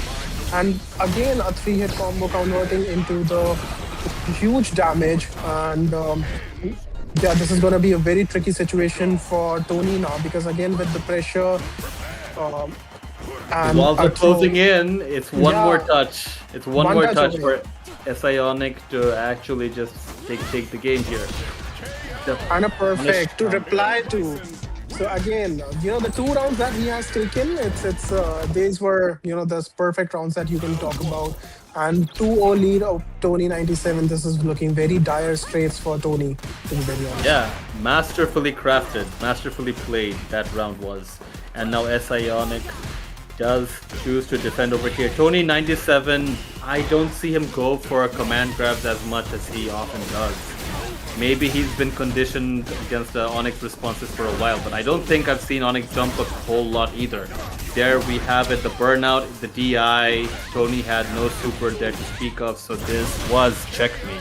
A perfect KO, back-to-back from the last game. Can Sionic actually get another perfect now? It's almost like Sionic is on a mission to complete it as soon as possible. He's not giving an inch to Tony97 right now. A very, very dominant show from the side of Sionic. And again, starting off this round as well with almost 50% down for Tony97 within the first 10 seconds is not a good sight to see. Yeah, what's really funny is that I say Tony hasn't been command grabbing enough. The first time he goes for that command grab after all of those strike attempts, he gets neutral jump. Sionic is gonna catch on to your adaptations before you do them. like these things, when he gets a really good read on a player, right? He's able to understand when someone's gonna make those switches. No punish there on the DI after the jump over, unfortunately. Sionic still working with 1 bar and more of drive gauge. Goes forward to throw Tony. Tony's looking to recover his drive gauge back over here. The slide, the same move that started this whole set. Sionic walking back over here right now. Tony97 gauging his options, trying to come back to mid-screen over here. Exchange of jabs. Oh. And an EX to convert, and I think this will be it. 3-0 from the side of Sionic. What a dominant show we have seen. And it was just, the confidence, the aggression, the timings, the reads, as you have said. 1 command grab he attempted in the whole set, and that was also nullified. I think it's most of not only just the class of Sionic in this set, it's also sometimes, from the side of Tony97, I feel him, because you give 1 read, and also that also gets refuted. So it was a hard set for him. But props to Sionic for again showing the class that he is. And moving on to the loser's side, where he will face the winner of the next match. That is going to be, of course, the Bihon versus, Prince. I believe, Prince, yeah. So again, moving on to the next match, I think it's gonna be a lot of history involved, a lot of strategy involved. They have faced each other in the previous qualifiers as well. They have been their training partners. They have been the most active in the Indian FGC. So they have a lot of information, as to say, with each other and how they are going to be. And since they play multiple characters, I'm really excited to see what they bring onto the table. Because of course we have seen Blanca from the side of Prince already for that one match. Yeah, this is always still interesting because like the things they both main, the Honda and the Blanca, right? Over there, it's actually notoriously like supposed to be skewed in the favor of Honda. Like Honda headbutt wins against Blanca roll. So there's a lot of stuff going on that front. So yeah, like I'd love to see one of those sets where both players just switch character every loss. It goes 5 games, you know, just like everyone's zooming all around over the roster like some anime character. Like, aha, I made you switch to this character, and then I'm gonna go to X character, and that's gonna beat you. You know, absolutely. That comes back to the point where in fighting games, the classic line, "You know that I know that you know," and this is the way that it is. But at the fundamental level as well, these are very strong players that we are talking about. Prince has his Dhalsim set play complete ready. He has this Blanca, and of course this Rashid pick that we saw from Behond has also mixed things up now because he has got a good mileage out of Rashid as well. So even though he had to step up with Honda, but I think that Rashid play was also very stable from the side of Behond. So both of the players will be working with a lot of confidence. And at the same time, like we have already alluded to, it means much more to Behond right now to secure this win because Prince has been the more dominant as compared to the previous qualifiers. Although we have seen Prince being defeated by Behond as well, but those situations have been few and far between. It's mostly the Prince who has been dominated, that said. So it's going to be a very interesting mix, not only for the personal stake, but as far as for Behond, the qualifier stakes as well, because he really needs these points that he's fighting for. Right.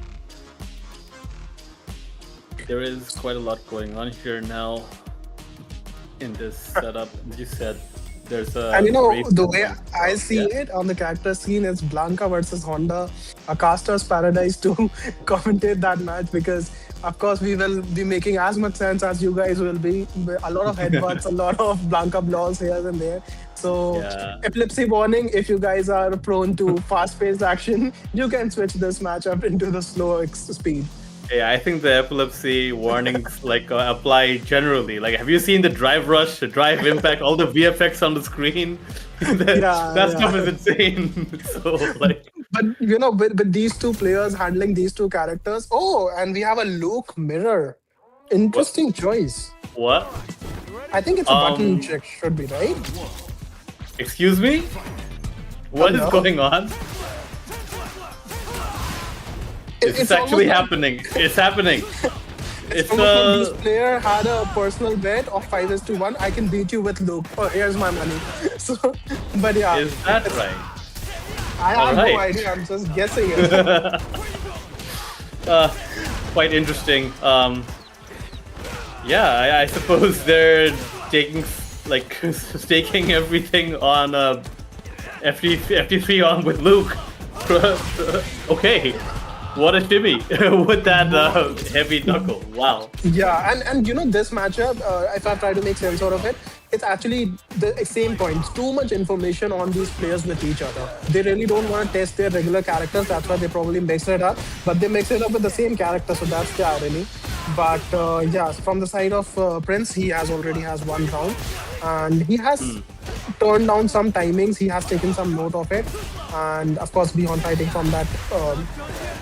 DI, alright, working out beautifully for him there, has him in burnout in the corner. Another DI works out Behond not ready with the level 1, which happens to be 7 frames with Luke, so it punishes certain options that are otherwise not punishable. But here, Prince now in burnout, looking to take some ground maybe. The check is there, no super conversion though. No super conversion, a clean jump in from the side of Prince and taking the first match. And the Luke counterfeit I think it's I think it was a blind pick, to be very honest. I don't feel like this is something that they must have directly walked into. I'm No, not they're sure. choosing random characters. They're Really actually now? going random select. I mean, it's got a question mark on it, right? It has to be something like that. Like If so is the case, this is the most gutsy. it They is. should be clipped down. It is Or actually random select. I actually whipped my earphones off for shit. Capcom, take note of it. This is how South Asia plays. Like, we have players who are masters in all the roster. So yeah, but a random select matchup. Wow, I am out of words right now. Kimberly versus Ken. Okay, so there's a slide, and okay, no air to air there. A throw once again on Kimberly. The shimmy is there. All right. Yeah, Bihan plays Ken. I think I've played against his Ken in the past a little bit. Yeah, sure you can. Yeah, it's really hard to. Yeah, this is like one of those, like, I don't know, like there's some kind of commentary like video game, and one of the like last bosses to a level is like you have to Yeah, cast a random commentary.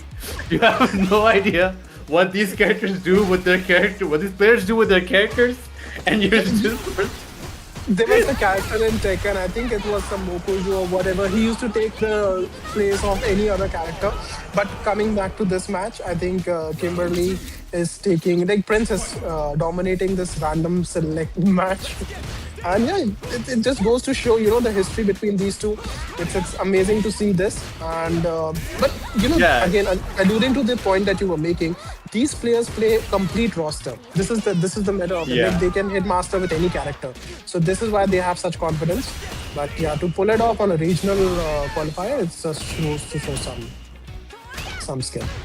Oh wow, the punish was missed there, unfortunately, on the side of Prince. On the level 3, the DI does land. It's gonna be Bihan, just eat one of those so you can actually. Is this gonna kill? I don't think, right? Yeah, I think it will be one touch away if I'm not wrong. Oh, it is. That's it it. is. That is. Well then. Yeah. Now I think 2-0, it's about time they should come back to the serious business, ladies and gentlemen, because this is something very funny right now that I'm seeing. But again, props to Prince for showing such a high level from other two characters as well. Like, this just goes to show the depth of his gameplay in Street Fighter 6. It's just amazing. Well then. I can't believe. I can't wait to see what other characters will pop up on our screens next. Anyone want to see like Jamie Mirror, maybe? Yeah, maybe they heard our remarks about, talking about Honda versus Blanca matchup, and they were like, look, boys, we will give you some easy time. Here's the fun element for you. Catch a break between you two. Yeah, I don't know about easy, man. I mean, come on. No, they are actually testing out the casters, potential of how much you can adapt to it. But really, really amazing to see, though, to be very honest. I mean, This reminds me of like Street Fighter 5 when like you had to cast like Seth, and Seth had one of those V skills where he steals steals the something moves. specific from every other character on the roster, and you just have to know like what it is. Yeah, that character, when it first launched, I still remember when the Street Fighter 5, that character gave me nightmares because the guy was EXGPing and SPDing at the same time. And I was like, dude, That's give us insane. one back. Yeah, But- when you really think about it, like if you think about it, like command grabs are like the offensive version of a EXGP, right? You hard call out someone blocking, right? So yeah, it's actually like him having both of those when facing Zangief. That's actually kind of cracked. Yeah, it was, and you can't even imagine how many ranked matches I had to face and adapt to. But coming back to Street Fighter 6 now, this particular matchup, like, what I feel of it is, I'm 100% sure of the fact that these guys had a lot of information on each other, and maybe they wanted to surprise, or maybe then in the last moment they thought that, okay, this is something that we can try, because ultimately since they both really play the whole roster. Like, when I sometimes meet them and when I see them play, it's almost like it surprises me to the core that they know each character's move and combos and timings even to a certain level. Like, these guys are masters of the whole roster. So props to them for showing such high level display at the qualifiers. Yeah, but I feel like even like when you play multiple characters, like certain situations, your timings can carry over, right? Right. Like you might have different button like startups, active frames, or like button configurations in general. Maybe your character can do something at a certain range and spacing when they're minus that other characters can't. But the timing for those options even still somewhat like carry over, like how people adapt, I feel. So like even when you play multiple characters, I think like at some parts like someone is who they are, like and I feel like that's still on display here as to what they were doing. But those burnout situations at the end, like I feel like Bihan took a lot of unnecessary risks over there. If he just went straight into just eating the DI, he could still have had 1 or 2 interactions where he could have done more, right? True. So like he was very fidgety over there. So I can't wait to see how Bihan will adapt or attempt to over here. But so far in the said situation, it is. Yeah, and it is very interesting to see from the side of Prince as well, because right now he is in a very comfortable situation and given in the set 2-0 lead up against someone who's about to get eliminated. So I think he will be much free to play his gameplay as opposed to be haunt now, because now his tournament life is on the line.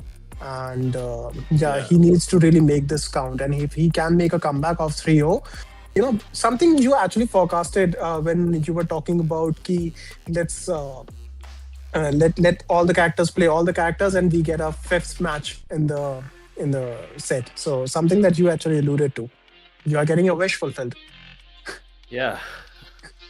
Well, so it is being checked, because from what we can tell, like, as per the rules, I seem to have forgotten a little bit on it. Apologies on my part. That, it is always a rule that you can't switch to a different character when you win, right?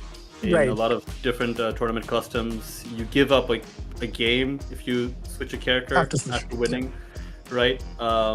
So I guess it's being investigated from what we've heard from production that, they're checking to see whether or not random select was used. So I guess we'll have to wait for a judgment on that part of things.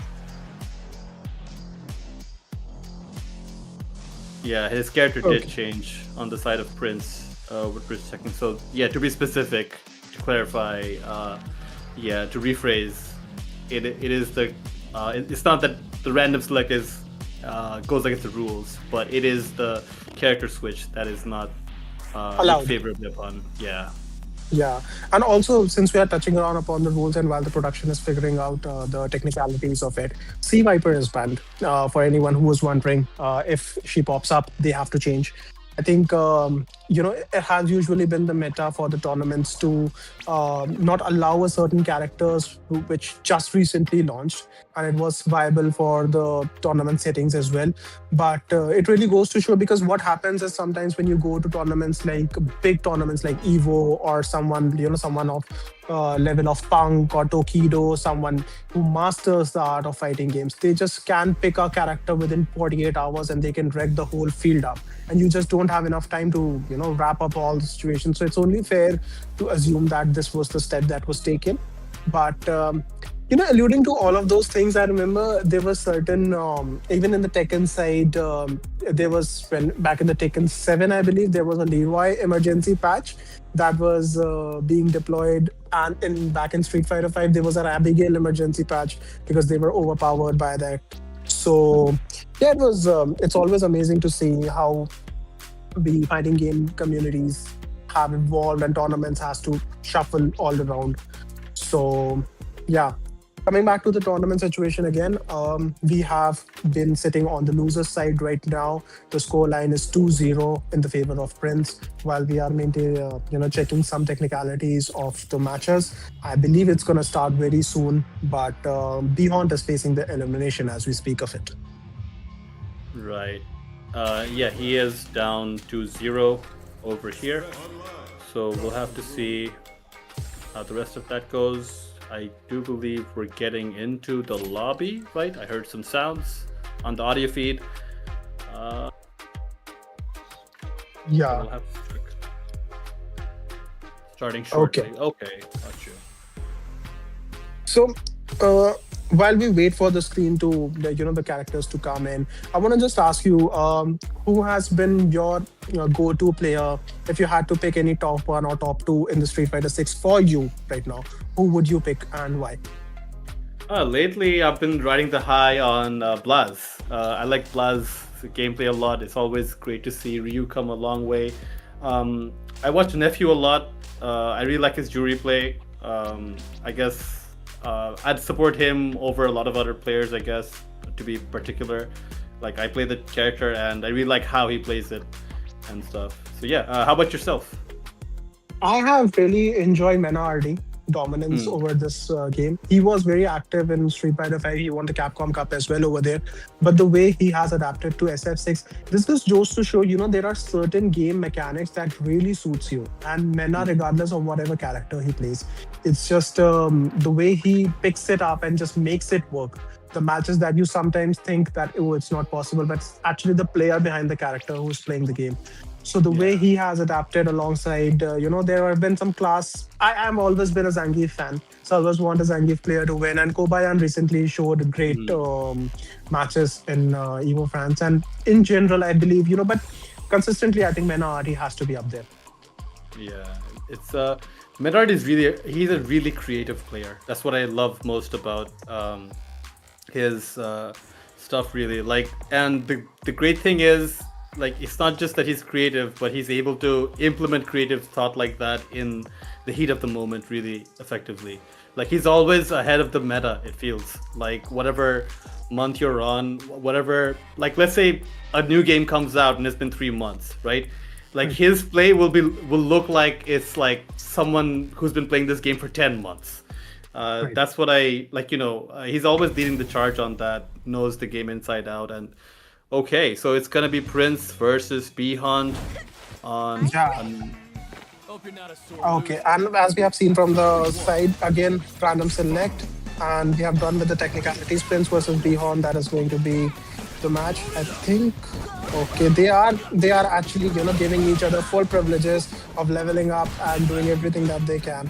So yeah, it's going to be very interesting to see how this match unfolds with Jamie and Mimi. Yeah, we did look for some Jamie earlier on the broadcast. So, Bhunt's almost about to get chipped out, I believe. Maybe he took the hit there intentionally because of that. Command grab, here we go. Alright. But in this particular matchup, whom do you favor? Like, if I have to ask you. I'm really not quite sure, but I guess I'd say Lily? But Just honestly, marginal, yeah, right? Yeah, maybe. Like, Lily's command grabs and buttons, I feel like, do a lot against Jamie, but did they just let each other store all the stocks and everything?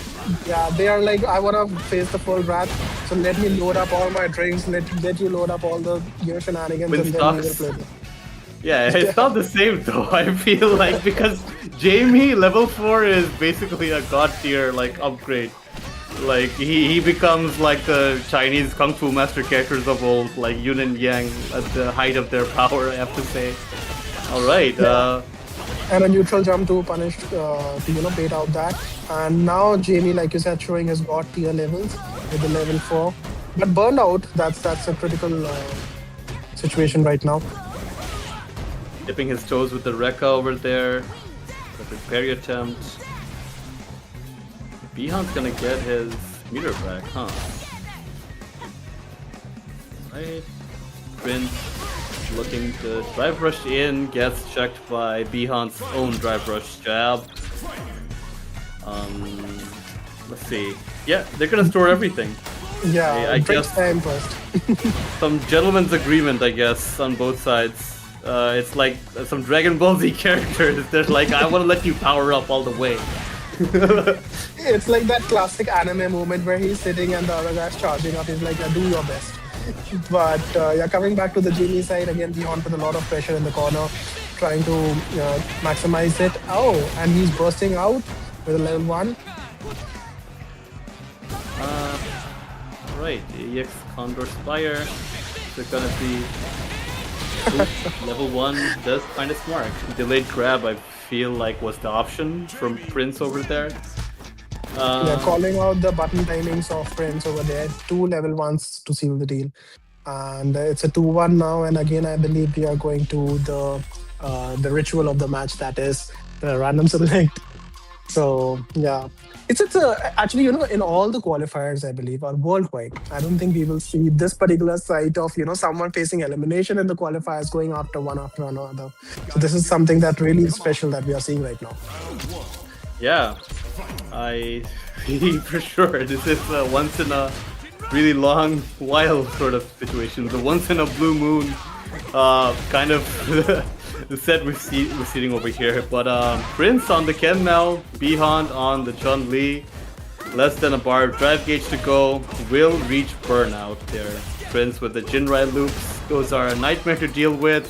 And will you look at that? Bihand had no super meter, does get DI'd. Recovered from that though. And a crouching medium kick, drive rush to seal the deal. Absolutely. And he is facing, you know, he's on the set point right now, that is Prince, with a 2-1 lead going up around.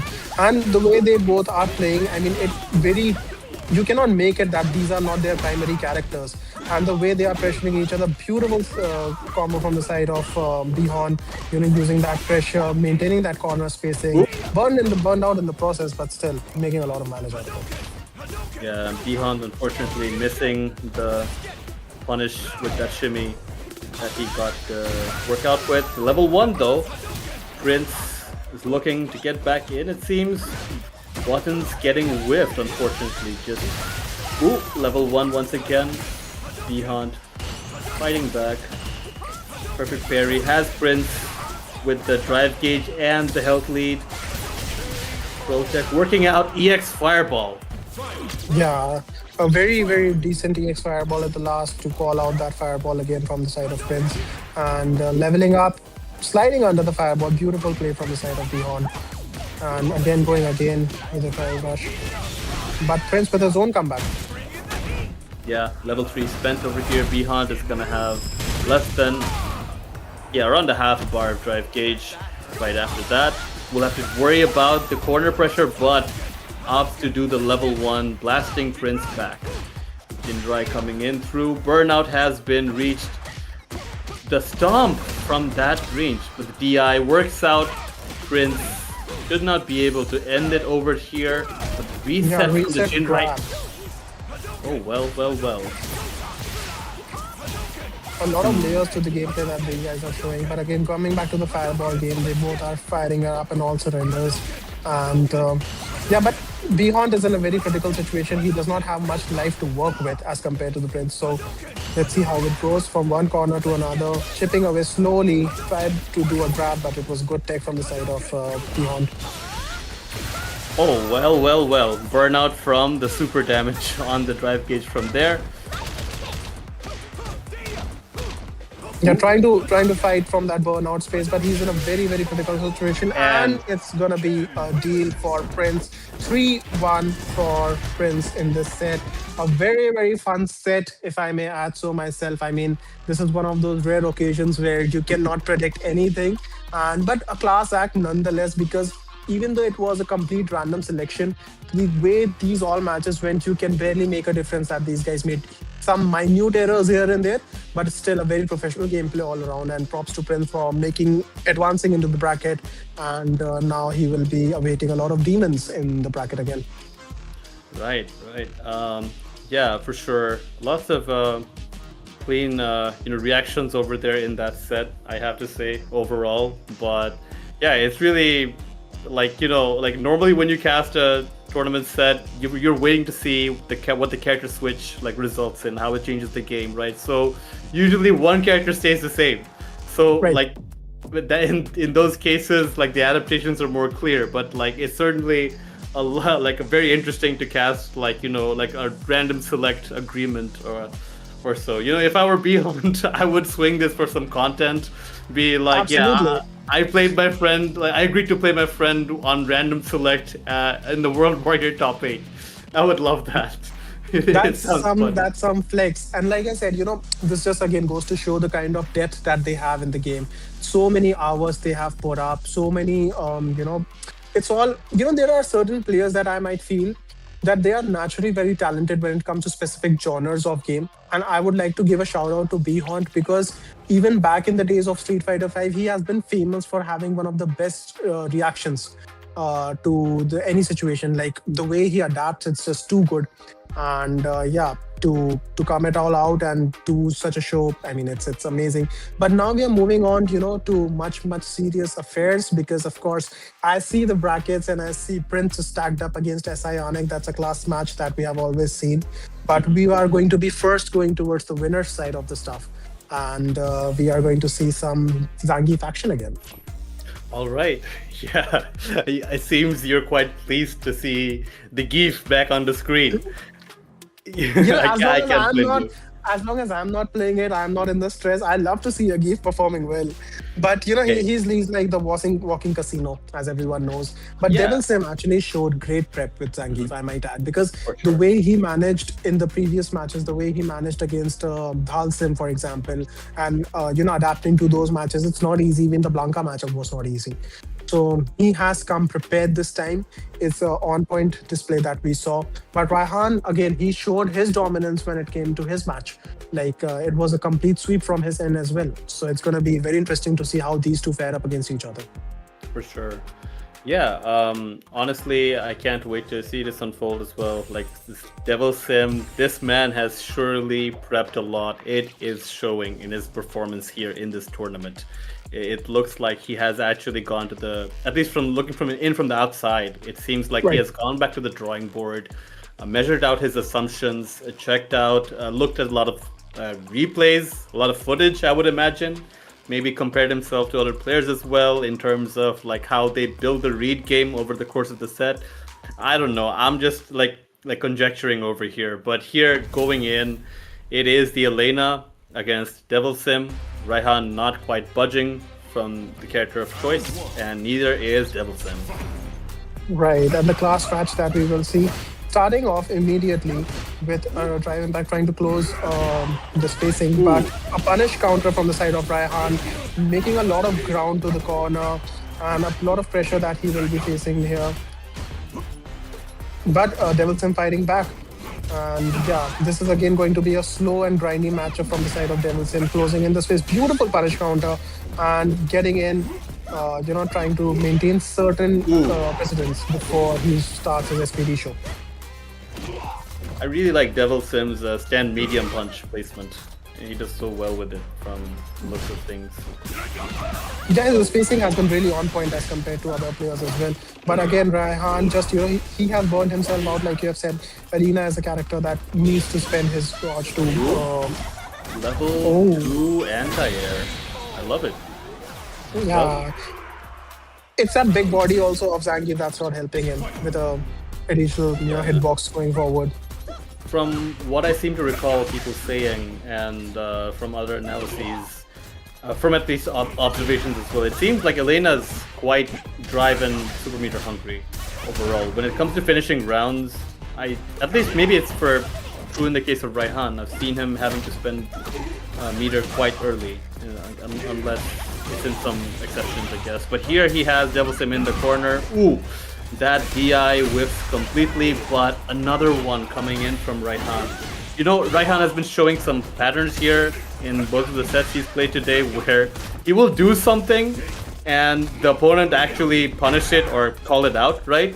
And then he'll do it again. It could come in the very next interaction or it's like the next game. Like he did that with EXDP against Tony's Manon, but here he wins out against Devil Sim. The first game going cleanly to him. Seems to have had the spacing and timing down quite, you know, all the way down. Very, very wisely said. Because yeah, this is one mechanic, you know, that you have to take into consideration. That can you throw the other person off with their set, and a beautiful read from the side of Raihan for the SPD, and but not punishing that much. And an EXDP, he just does not want Zangief to be close to him, and burned out Devilsim in the process. Beautiful shimmy again with a lot of damage, corner carry. He is making Devilsim pay to the max, and this will be one touch away. Oh, if not, then it's sealed deal. Yep. The walls are closing in for Devilsim. He is slowly losing ground over here right now. He can't let Raihan have this round and be up 2-0 up. He has to do something with the information that Raihan has given him so far, and now, unfortunately, he's once again in the corner. You know, as a Zangief player, I feel he should really make the pace slow down a little bit, because right now Raihan is just running over him. And DI counter, beautiful, and this is gonna be it for Raihan, 2-0. And yeah, Devilsim really needs to recalibrate his Zangief as soon as possible, because he's been just ran over. The quite of pacing that we have seen from Raihan, it's just too much for the Zangief to handle. He needs to set up some fear of SPD, because you know what I've seen, Raihan is just blocking in the neutral after headbutts. So yeah, he really needs to unleash those SPD right now. Yeah, honestly, Raihan has been doing a lot of combos where he resets into another strike. So maybe Devilsim can figure out. Speaking of the SPD, there we go. Yeah, so maybe Devilsim can figure out where Raihan's been doing those strikes to find an opening to get an SPD off of, like make him respect something, right? But as we speak, Devilsim seems to be making a sort of surge over here of his own. Gets the sweep off, the SPD off of the Oki. You love to see it. And we've got the sweep not getting punished, unfortunately, but Raihan unable to get anything over there. The anti-air gets the Oki, the pressure, the ball is rolling, the mix is coming, the trades coming through. Devilsim gets a sweep off, not trying to go for another SPD this time. Raihan challenging, fighting back, keeping Devilsim in the corner. The level 2 will come out, not exactly opting to look for the healing yet. The DI works out for him.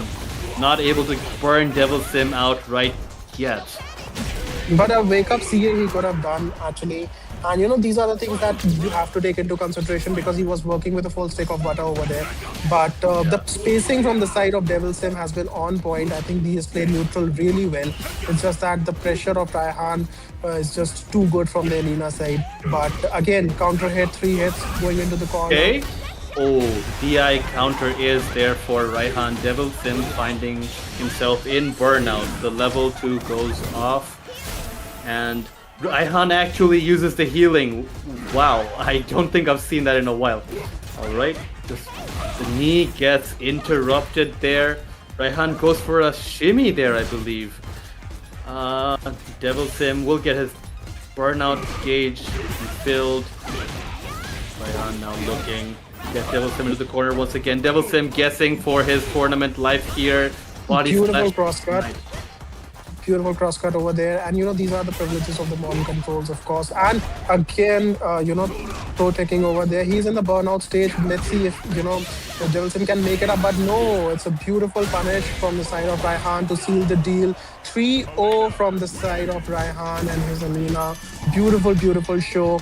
Devilsim showed some signs of life in this set, but unfortunately, it was just too little, too late, in my opinion. In the first 2 matches, it was just he was just running away from what I've seen. And as a player of Zangief, I think he really needed to mix it up in the second match, because it was almost like he started respecting SPD in the third match, but by that time, you didn't have much time to play with. Right. It's been quite the case that, like, a lot of SPDs that he did get off, like he got Raihan conditioned into it over there, but it's not, he didn't seem to be able to create those situations over and over again here. Like Raihan honestly was able to really catch him up with a lot of those like longer range buttons as well. And I think like ultimately Devilsim wasn't able to adapt to those resets even. Like even there was one point where Raihan did his string into the neutral jump, and he wasn't ready with the lariat for the anti-air there either. So, but you know, the silver lining, the way I see it, is the way he played neutral in some rounds. I mean, the whiff punishing from Zangief's side, it was very good. And that's very rare to see because it's usually a rushdown character when it comes to Zangief. You want the corner pressure, you want the SPD, but to play such a classic neutral and to whiff punish most of the buttons. Because remember, ladies and gentlemen, this is not the end of journey for Devil Sim. He will be going to the loser's side right now. So he still have a last leg left to stand on.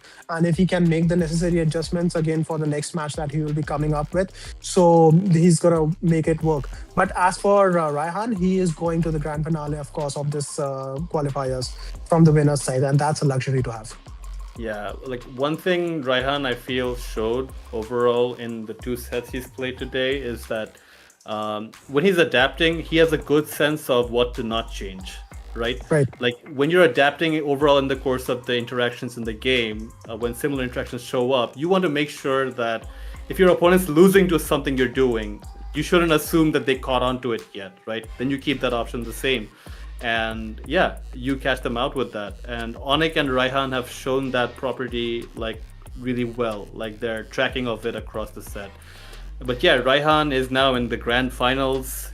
We'll have to see coming up next where SI Onyx and Prince, like how that set ends up is going to determine who faces Devil Sim in the losers final.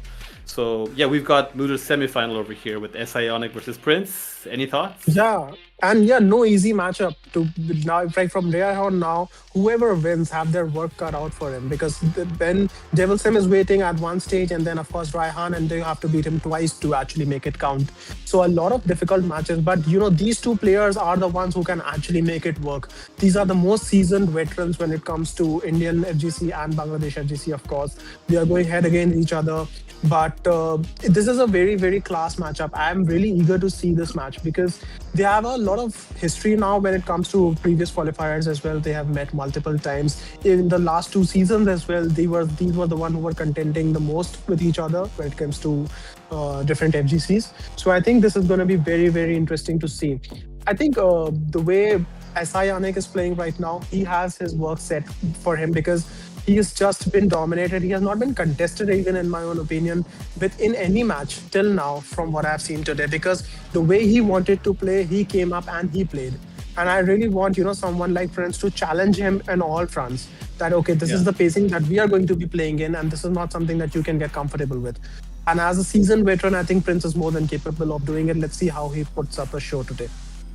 Yeah, so like with regard to what the set Prince and Behant played earlier, like with the random select, it just goes to herald, like, this situation here where all 4 remaining players left in this tournament, they all play a bunch of different characters. It's actually kind of interesting in that regard. Like we could see a combination of so many characters, theoretically, right. see so many different matchups play out over the course of the next 3 sets that we see on screen. So here we go. On a lighter note, I can give some suggestions to Capcom, like do a South Asia random select tournament. Maybe we will be the one who will be performing the best out of all the regions. But yeah, Prince from the side of Cammy, this was unexpected to see. But again, SI not changing one bit with his Bison. And let's see how it goes. Prince showing some signs of aggression over here. But great counter from the side of SI Onyx, maintaining the neutral space. And yeah, they are just feeling each other out in the neutral. Yeah, alright. Dive kick, trying to bait something out perhaps on the side of SI Onyx. There, gets the bomb rolling. Prince forced to block that mix-up, forced to hold that mix-up, apologies. Oh, checks the grab there, interrupts SI Onyx approach there. Possibly a delayed button or delayed grab option from SI Onyx. Not exactly sure there. Right. Ooh, nice whiff punish. That move is like a suppressor. I love seeing Cammy players actually use that to counter poke certain things, do whiff punishes. It's always fun. Alright. Prince somewhat evening out the life lead, but here comes SI Onyx with the level 1. Does not kill though. Does not kill, just one hit away though, and a full screen slide to seal it off. And that was the longest round I think Ionic played in the whole tournament right now. So it really goes to show that these players are respecting each other that way. And you know, a lot of skill is involved, and I think a lot of prep is also involved from the side of Prince as well, because countering Bison with Cammy, that really goes to show that he has done his own work. Yeah, Ionic though, I think he's 3 for 3 with the slides in this tournament on this day in this top 8, and that's really awesome. You know, you love to see it. Like, it's so punishable, but he's able to call out when his opponents are vulnerable to it. But here we go, Prince with the level 3, regenerating a big chunk of drive gauge for himself and gets the health lead over Ionic. Yeah, in a very critical situation as well. DI, unfortunately not maxing out with the damage, but again, giving some space and a beautiful rip-off from the EXSPD to seal at 1-1 round each. Final round first game, this is looking like a treat to watch. Yeah, amazing. It's the lore matchup, Cammy versus Bison as well. You love to see it. So Ionic gets the bomb rolling on Prince. He does have a full 3 sticks of butter for any conversions that he sees fit to spend upon. Now that's going to be it for the level 3. He's gonna have, I don't know, like an 80% health lead maybe? Yeah, maybe a 90% health lead. Yeah, and you know, like you said, cashed on when it mattered the most, and a check from the low to seal the deal first round for Ionic. But still, I believe this is anyone's game right now, because though Ionic won, but Prince showed some great signs of adaptation, some great signs of life. I really don't think that he should change right now. But again, like I said, these guys are masters of many characters, so who knows, he might have something up again with a different character. So let's see how it goes. All right. So yeah, can't wait to see what the adaptation might be on this regard. Prince does seem to be switching to the Blanca. So we'll have to... Yeah, honestly, the Blanca and Bison matchup, I feel like, has some of the same... Actually, no, it's not exactly the same as the Honda or Manon matchup in those aspects. My bad. Alright, so sweep coming out, jump in. Prince seeming to jump back a fair bit here. Yeah, maybe calling off that slide that he was expecting from the first match, or some other move. But yeah, again, SI getting way too comfortable right now with his play and maintaining a lot of dominance. Oh, calling out the reversal. Wow. And this is going to be very, very tricky for the side of Prince, because he's in a very terrible position right now. You know, speaking of which, I really don't think that the first match was so bad that you needed to change in the very first loss. Maybe you could have given Cammy one more chance, but let's see how he adapts with Blanca now. But, you know, then you have only one potential switch remaining. And, you know, Prince wants to, in the spirit of World Warrior, he wants to maybe show us a bunch of different characters after this as well. You never know. Maybe he's gonna switch to the Dalsin or the Zangief if he loses now. But let's see. Maybe he can squeeze out a win or two with Blanca here before having to do that. Ionic drive rushing in a bit here and there. Prince though gets the better of him with that lightning into the Lightning Beast. Is it Throw Loop City? No. Not yet. Yeah, and 71 seconds left still with a marginal life lead of Ionic over this. And he's just pressuring. Let's see. Ripping off that EX. Trying to get away from the corner again in the neutral. And level 2 for the pressure. But a beautiful jump back. He was expecting that. And again, not allowing much space, much breathe to boom. And a lot of damage on the corner, ripping off EX, making the most of that level 2 now. But it's gonna be Ionic who is going to be encashing this round again. Yeah. I think he could have finished it off of the a previous conversion he landed. Maybe he could have done it off the Psycho Crusher, but Ionic still managing to finish that round out. Prince looking a little out of sorts. Yeah, and going in with the Blanca again, he is betting all out on Blanca, so no Dalsim or Zangief from the side of Prince. He's gonna make it work with this man boy. Ionic with the reversal jab against the the command grab shimmy attempt where Blanca hops up a little bit, right? So the overhead option from Ionic, they're still going to continue on with these strings here. Prince managing to jump out, but can he jail Ionic in the corner? Unfortunately, a hard break. The Blanca ball goes right under that neutral jump and he finds himself in the corner. Fighting his way out though. The anti-throw option, the anti-air though misses.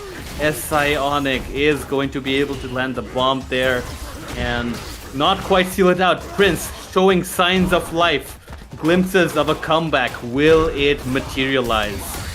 What a beautiful round there by Prince. Yeah, Well, right from the jump back call out till the very last sequence, it was Prince who was actually reading a script over there, and what a beautiful round it was. And let's see if we can get some more of it, because Ionic is not having any. He just wants to seal the deal as soon as possible. And it is very important as well, because if they give a lot of breathing room to player like Prince, he might get a comeback soon. But ripping off that EX, getting out of the corner, coming to the neutral again, but again, back to the corner. SI says no space for you, my friend. Alright, the buttons and the delayed buttons absolutely blocking Prince out of any options over there. And really now Prince is in the dire straits, because this is the final round that he has to work with. Ionic is on the match point right now, and this is going to be very interesting. Beautiful jump back. They both are expecting the ground sequences to come in, and some call outs over there. Shimmy attempt, but blocked by Prince. Again a jump back, but maintaining the corner pressure. That is Ionic with a throw. And Prince now getting with his offense ready. Let's see how much he can max out with his level 2. He has a lot of mix-ups that he can unleash right now. Let's see the defense. Beautiful throw from the side of Prince, but mostly nullifying the level 2. He should be happy the way he has defended himself. Yeah, Ionic does have 3 parts meter, so even a small conversion could lead to a kill here from the side of Ionic. Prince now in burnout. These next few interactions over here are going to determine whether or not he has a tournament life remaining after the set. We'll have to see. The interruption is too late there from Ionic. Prince with the button into the hop behind, getting the better of him there. Prince seems like he might be mounting a comeback here. Right. And too much waiting game that was from the side of Ionic, but now beautiful block from the EX, maximizing the damage in the corner, unleashing a lot of... Oh, what a shimmy. Just a micro walk back and getting the shimmy into place. And he is getting this round as quick as possible. What a pressure that he's showing right now. Let's see if Prince can mount a comeback from here. I doubt that there will be some. He's one touch away right now. But a corner it in the back. Let's see if we can get a highlight reel. He does not get the DI like he did last time. Maybe it's one of the situations he had so little health that, you don't want to press DI as a counter option, Sometimes these things like brain farts happen. I'm not exactly sure, but the last time he was able to counter that DI with the same DI from the other side, right? Not exactly sure. Maybe it was a misinput. You can never tell. But there was a possible comeback there, I believe. So Prince now, though, looking to redeem himself, lands a DI. The DI was in the conversation between the two players, and Prince just absolutely makes use of it. Yeah, and a lot of good pressure from the Blanca Chan as well. Although now again back in the corner as I was alluding to, and light ball to get a lot of damage in. But the anti-throw option works out.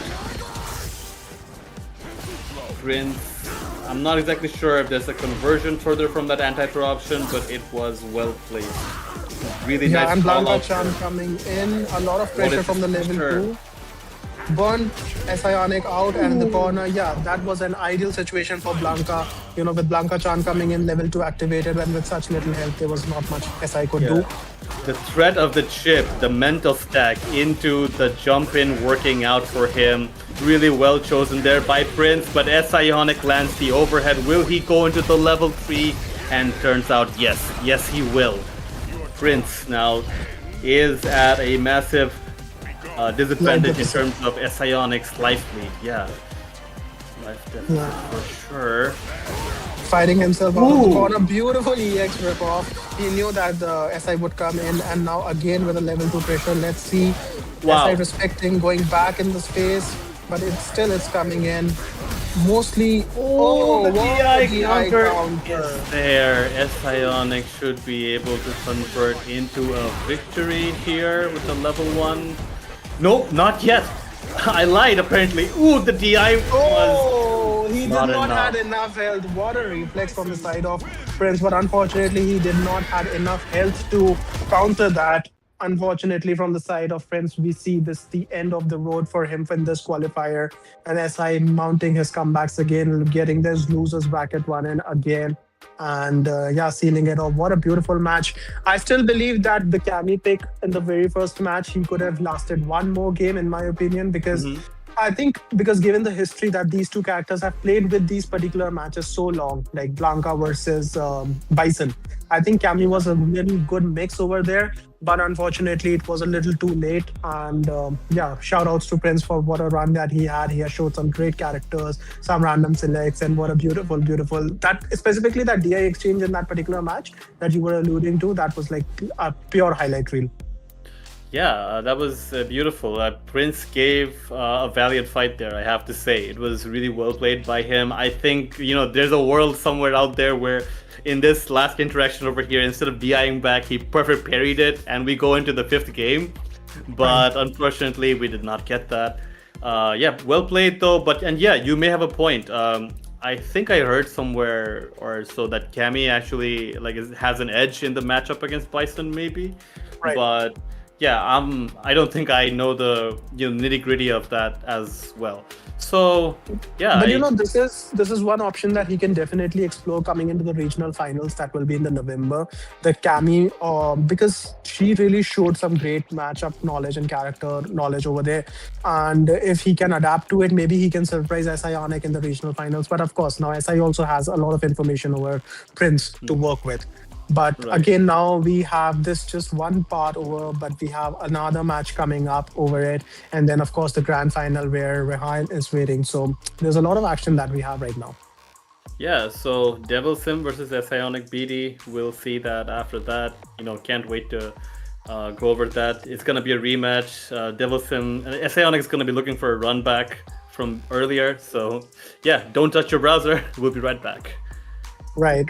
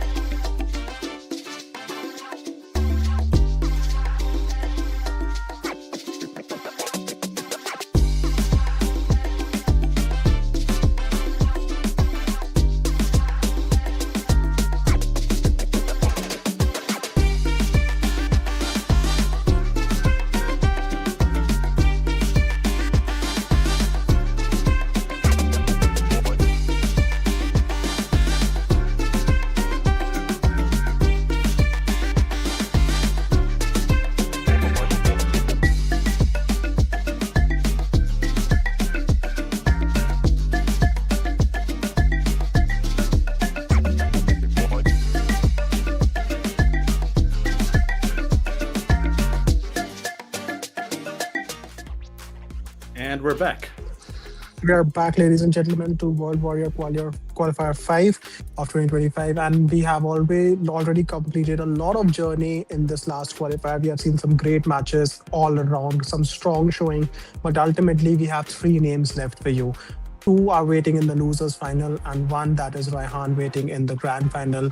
Eyeing that match very, very closely, because whoever comes from the losers final, he is going to be the one who's been facing him. But of course, now coming back to the matchup that we have on our hand, that is SI versus Devil Sim.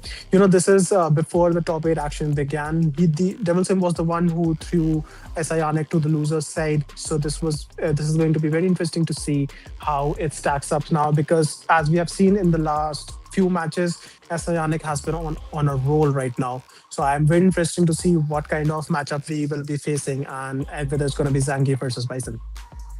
Right. So we'll just have to see how that matchup goes. It's just a Zangief matchup is always going to be daunting for a Bison player, but who knows? Maybe Anik's just going to stick to Bison out of principle.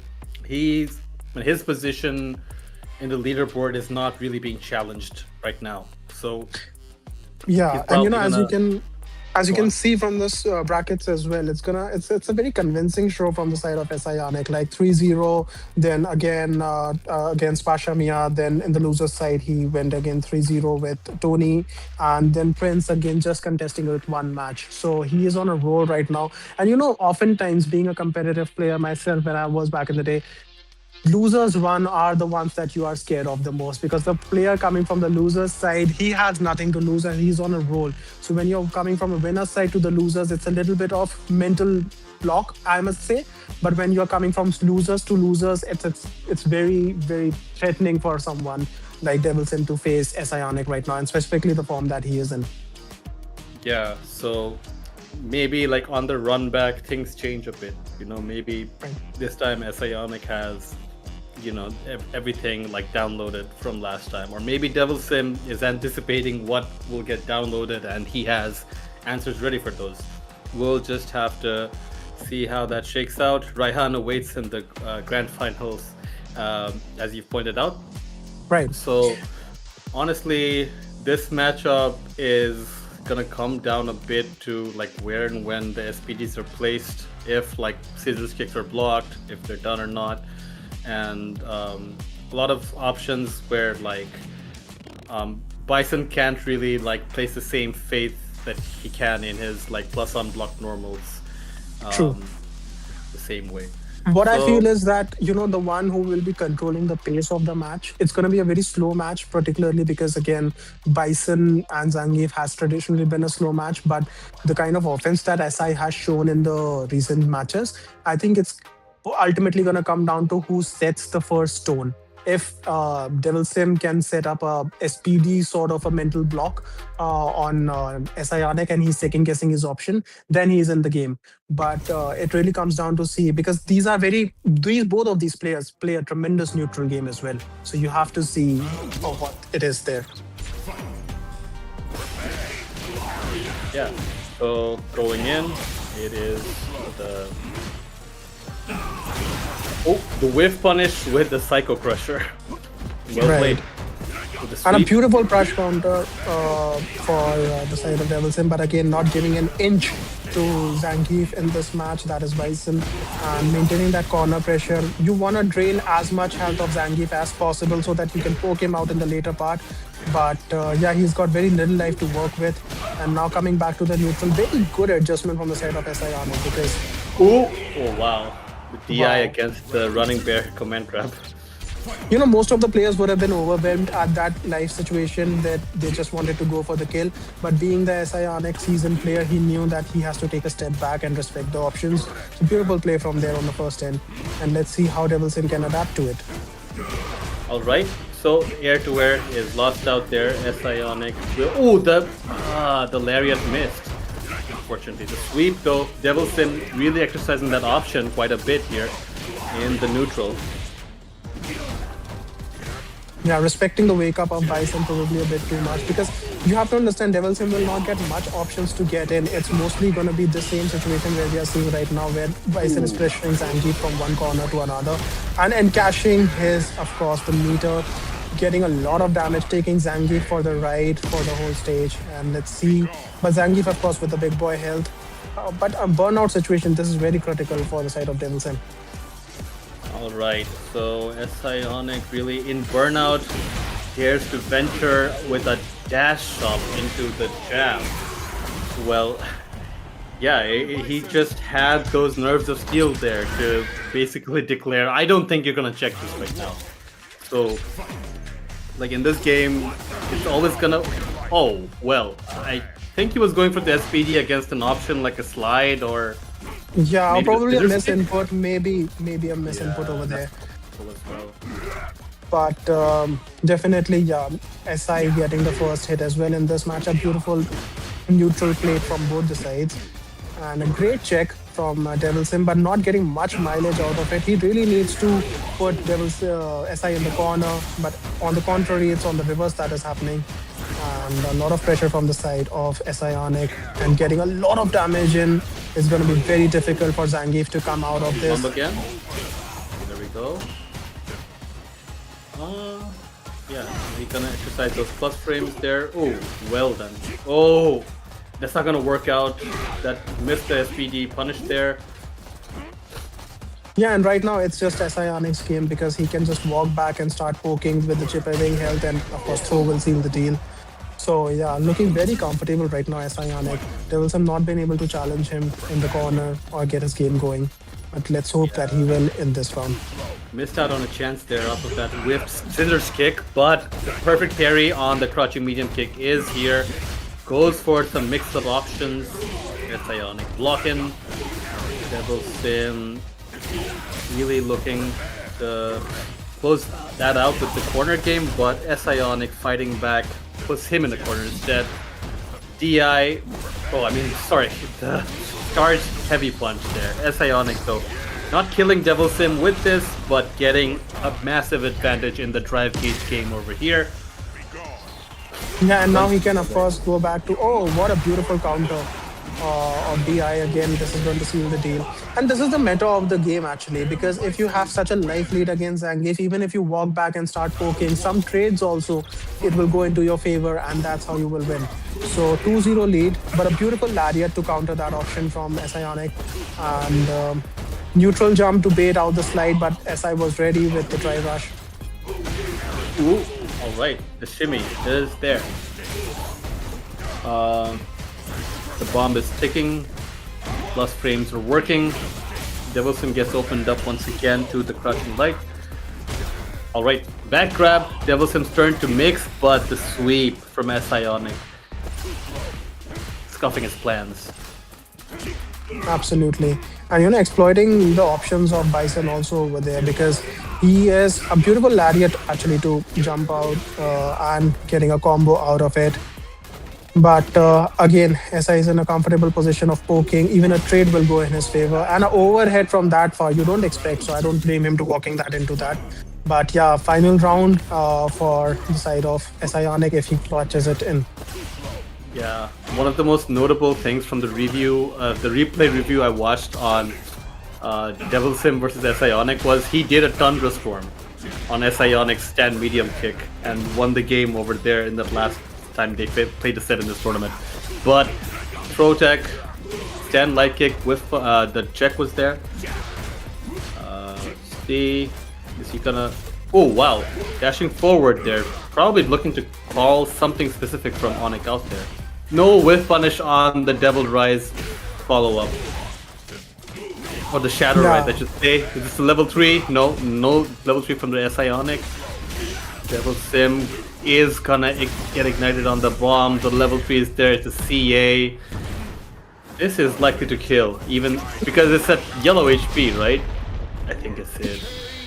Yeah, this is gonna be it. A 3-0, very, very fast set from the side of Ionic. And this brings me back to the point that we were discussing. As someone playing Zangief, I must tell you, you have to control the pacing of the match. Otherwise, the characters will run you over.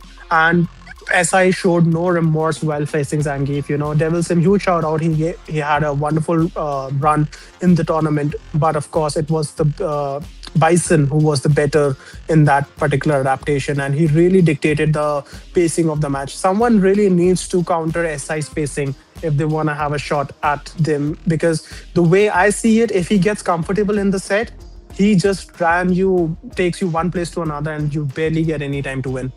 Yeah, his offense is very, very threatening the whole time. It can Absolutely.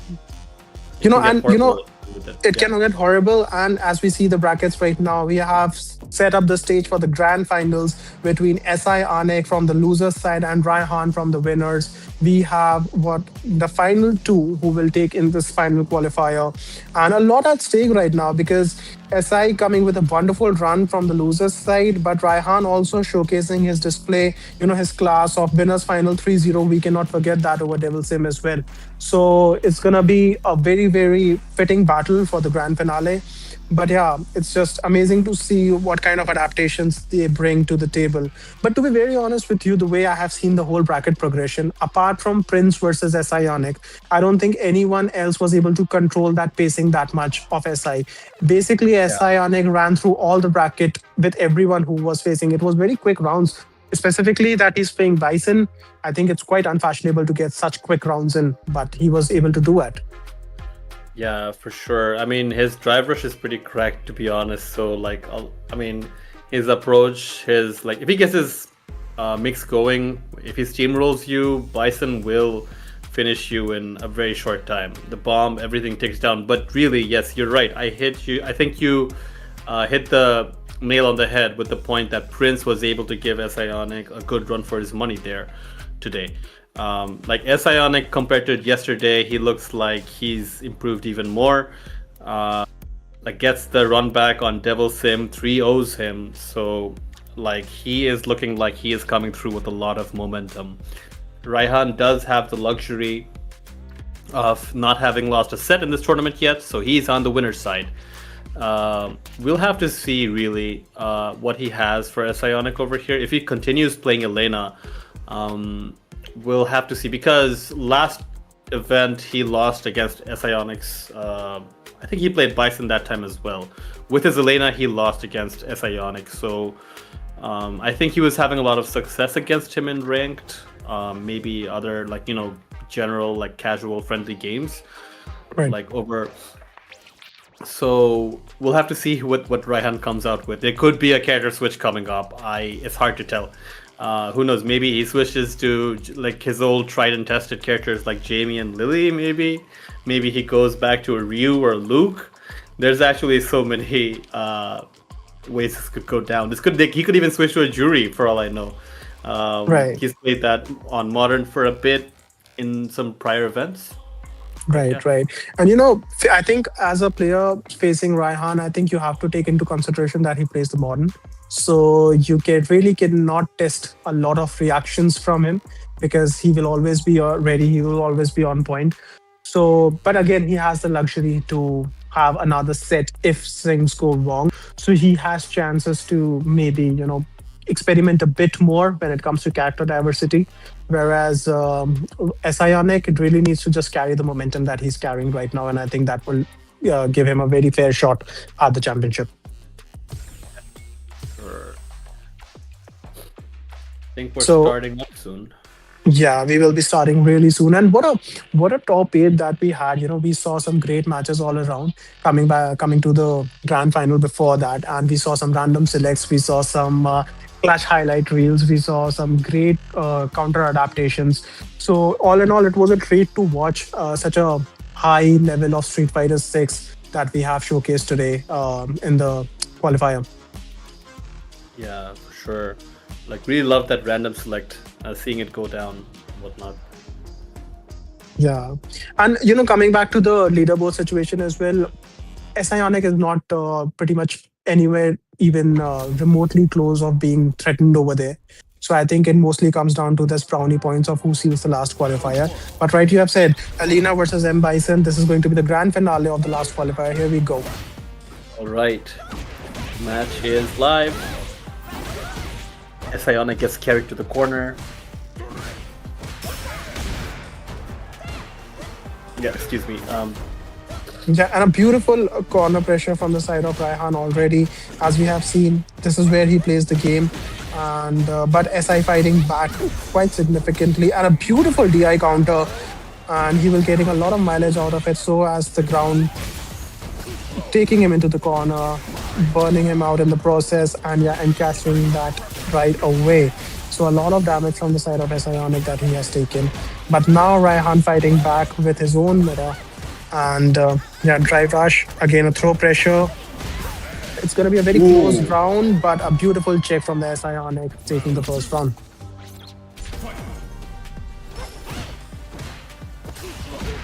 All right, let's see if Raihan can bounce back here. Does get the level 3 almost. Well, there it is. Raihan looking to reset over there. Resets with a low.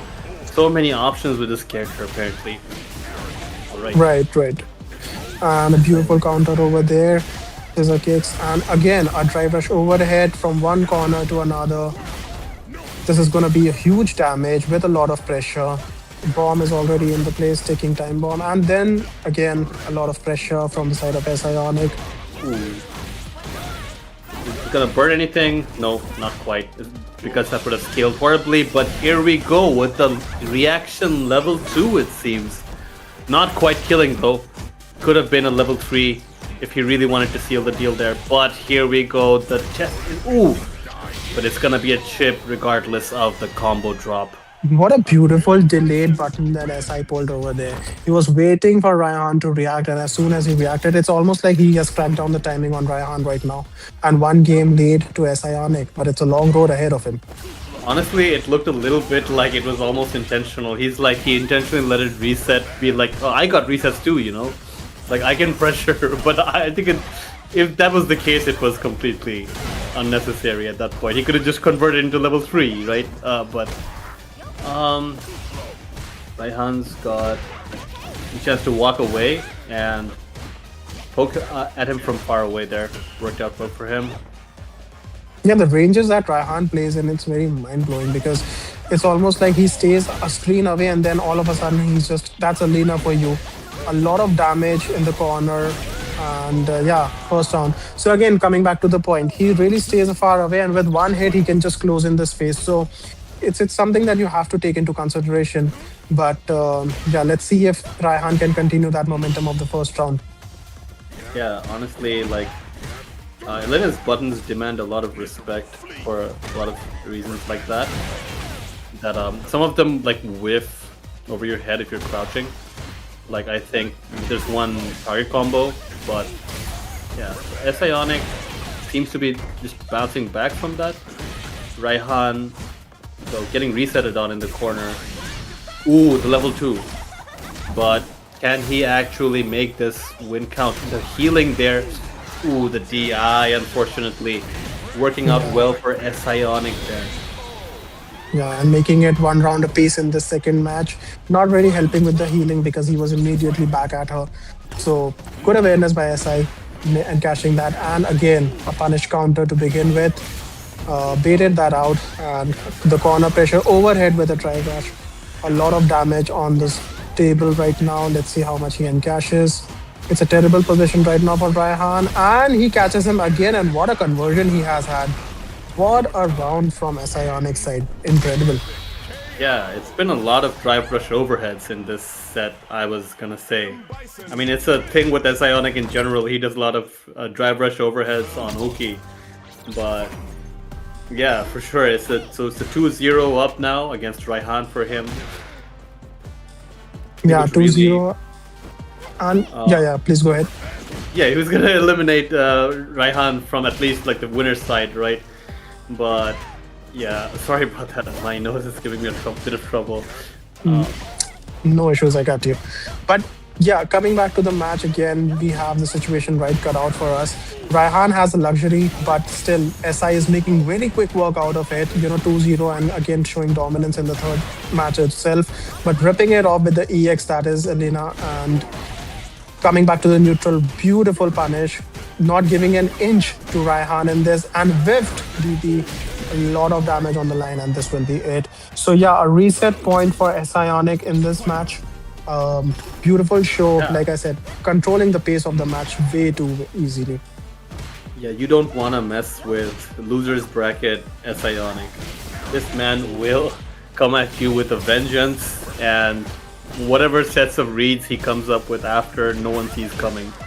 It is quite the threat in the region right now.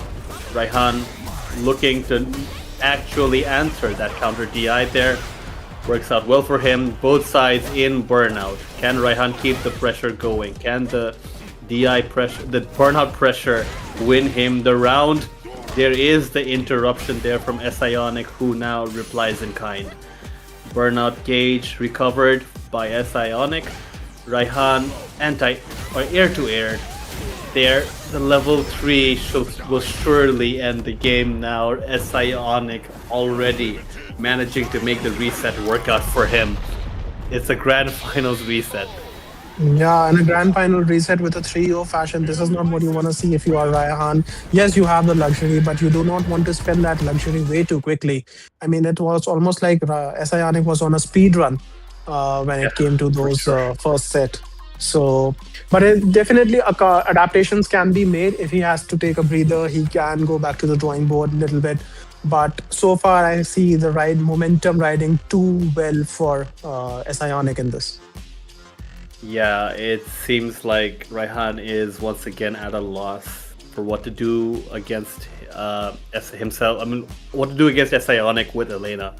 I wonder if he's, being too stubborn on the character right now. Like, he might need to switch to something else because, 3 straight losses, you clearly haven't had much progress. One would believe, or maybe Elena is just his comfort pick right now as of this moment, and like sometimes in player versus player games, sometimes you think a character switch is really that necessary, but who knows? Maybe you have to start reading him from the ground up again now that you've switched characters. There's a lot that goes into decisions. No, you're right. Because one more thing that you have to take into consideration is you have to break the momentum of the other person. Yeah. If they are riding very high, maybe switch it up a little bit, maybe one character just to throw them off, or take a long break like he is rightfully doing right now. Because when in a tournament setting, it is very important to break that. Otherwise, they will just steamroll you. And right now, like we see Ionic, there's just a steamroll that is going on, but no character change from the side of Raihan. He's locking in with Alina. So let's see if he can make the adjustments. Here we go. Grand final reset, ladies and gentlemen. Yeah, to be clear, this man has played Zangief and Manon as well on Modern. So there's so many options that he can go for, but the DP was a tad too late. Gets blocked. Ionic has the bomb on Raihan right now, looking to seal the deal as a throw on the punish counter works out well for him. Ionic looking to absolutely demoralize Raihan here in terms of his progress. Yeah, it's very difficult to actually come out from a 3-0 loss like that because he barely got any time to play. And for the first time, I'm seeing in this set, at least in the reset, that Raihan is getting his moves out of the way, getting some damage out of Ionic. But a beautiful backdash to escape the grab, but unfortunately not able to capitalize. And Raihan, on the other hand, just maxing it out on as much as he can. And getting a good life lead in this round. Ooh, that whiff punish. Masterfully placed. Is there nope. No disconnect, hopefully. Yeah, alright, so Raihan fighting back. Is he gonna spend the level 3 here? This plays level 2. Level 2. That should be the kill. Yeah. And finally, we see one round for Raihan. Let's hope that he can take first match to get some confidence back because he's really in the dire straits right now. And but again, a throw option that he has been using all the qualifier and jump back jab to maintain the corner pressure, not giving an inch. And again, these medium punches giving so much mileage to Ionic. Someone needs to take a note of it. EXDP, Raihan fighting back, will get level 3 though by Ionic. Raihan finding himself in burnout.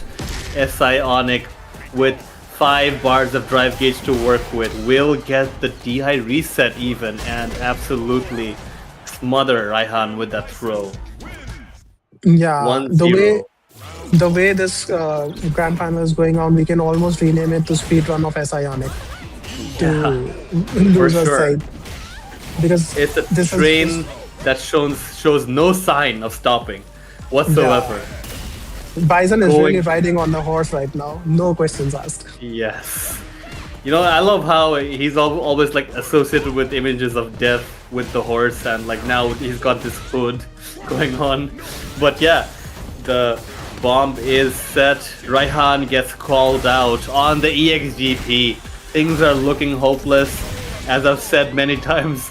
Like in reference to many players over the course of this event, the walls are closing in. Ionic though misses that input over there. It seems Raihan will gladly take what is served up in a plate in front of him. Raihan now looking to continue his mix, gets his throw tech. Ionic though has the chance to find holes in Raihan's offense at this point, as the distance has been created. There we go. The counter poke jab working out beautifully for him. Yeah, going from one corner to the other very quickly, and again the medium punches pressure is just too much, but light kick pressure from the other side as well, maintaining the balance. But he has burned himself out in the process, and it's really coming down to this meter management for him. But okay, again a medium punch throw, and he's gonna be one chip away from the death. So let's see if he can make it work. Right on the check is there. Ionic will now be at tournament point off of this game victory. We'll have to see if Raihan actually goes for a switch on something. We already see him highlight the Luke there. Yeah, and rightfully so. I mean, you know, this switch should have been there in the very first match itself after the reset, because you were clearly seeing that you were being dominated from one end. Maybe you should have tried something else. But nevertheless, maybe this is one story where Raihan can, you know, ride that Luke for glory. But he has a mounting task on his hand. 3-0. It's going to be very difficult, but let's see if he can change the pacing.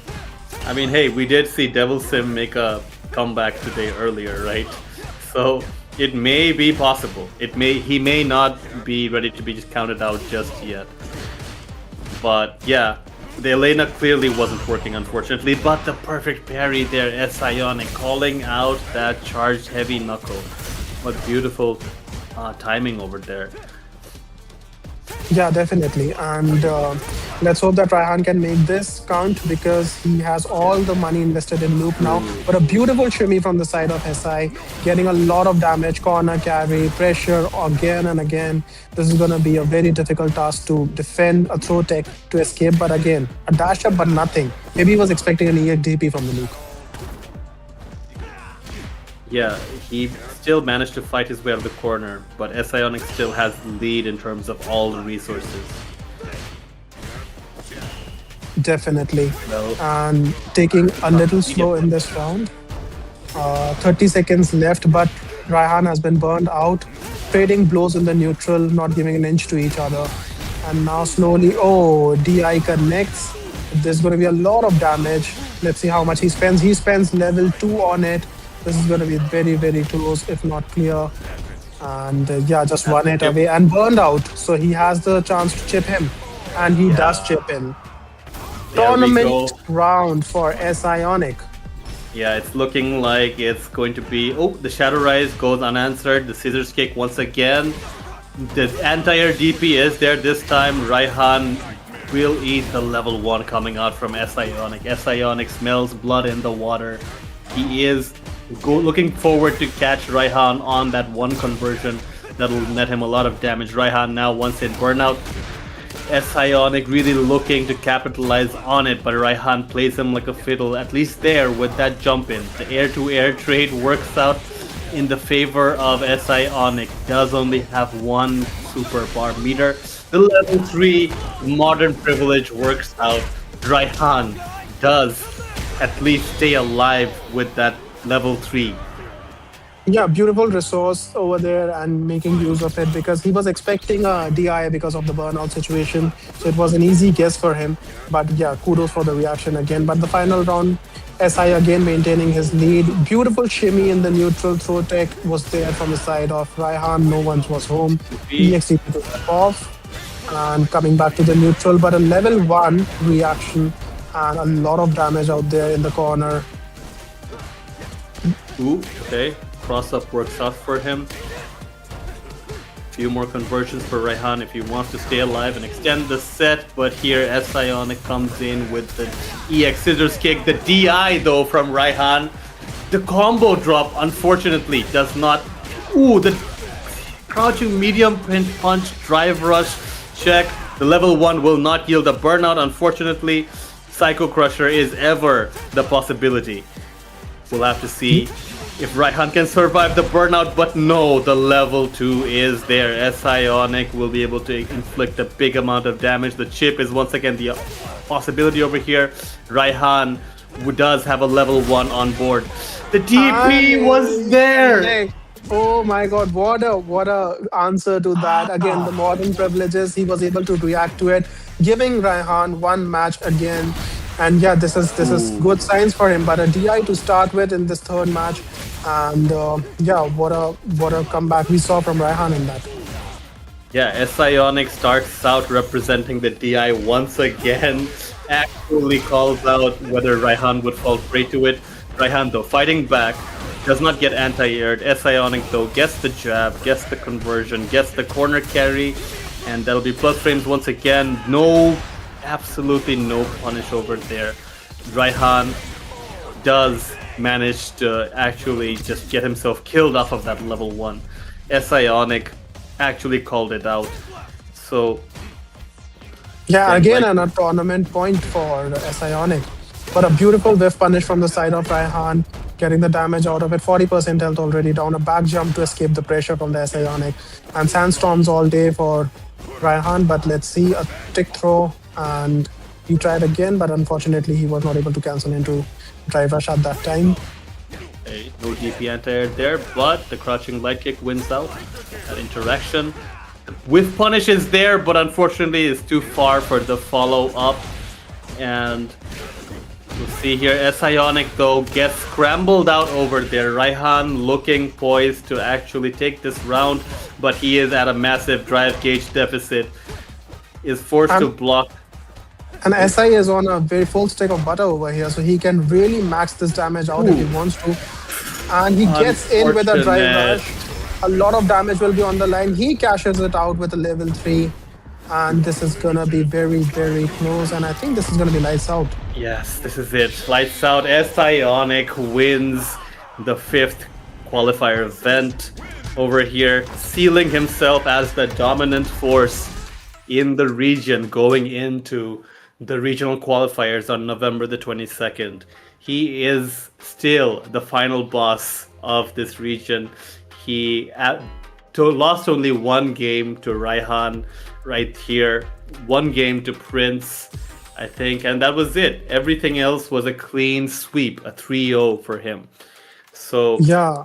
Congratulations to Sionic and Raihan also for putting it such a great show. But really, Sionic showed what a strong display of performance that he has carried throughout these qualifiers.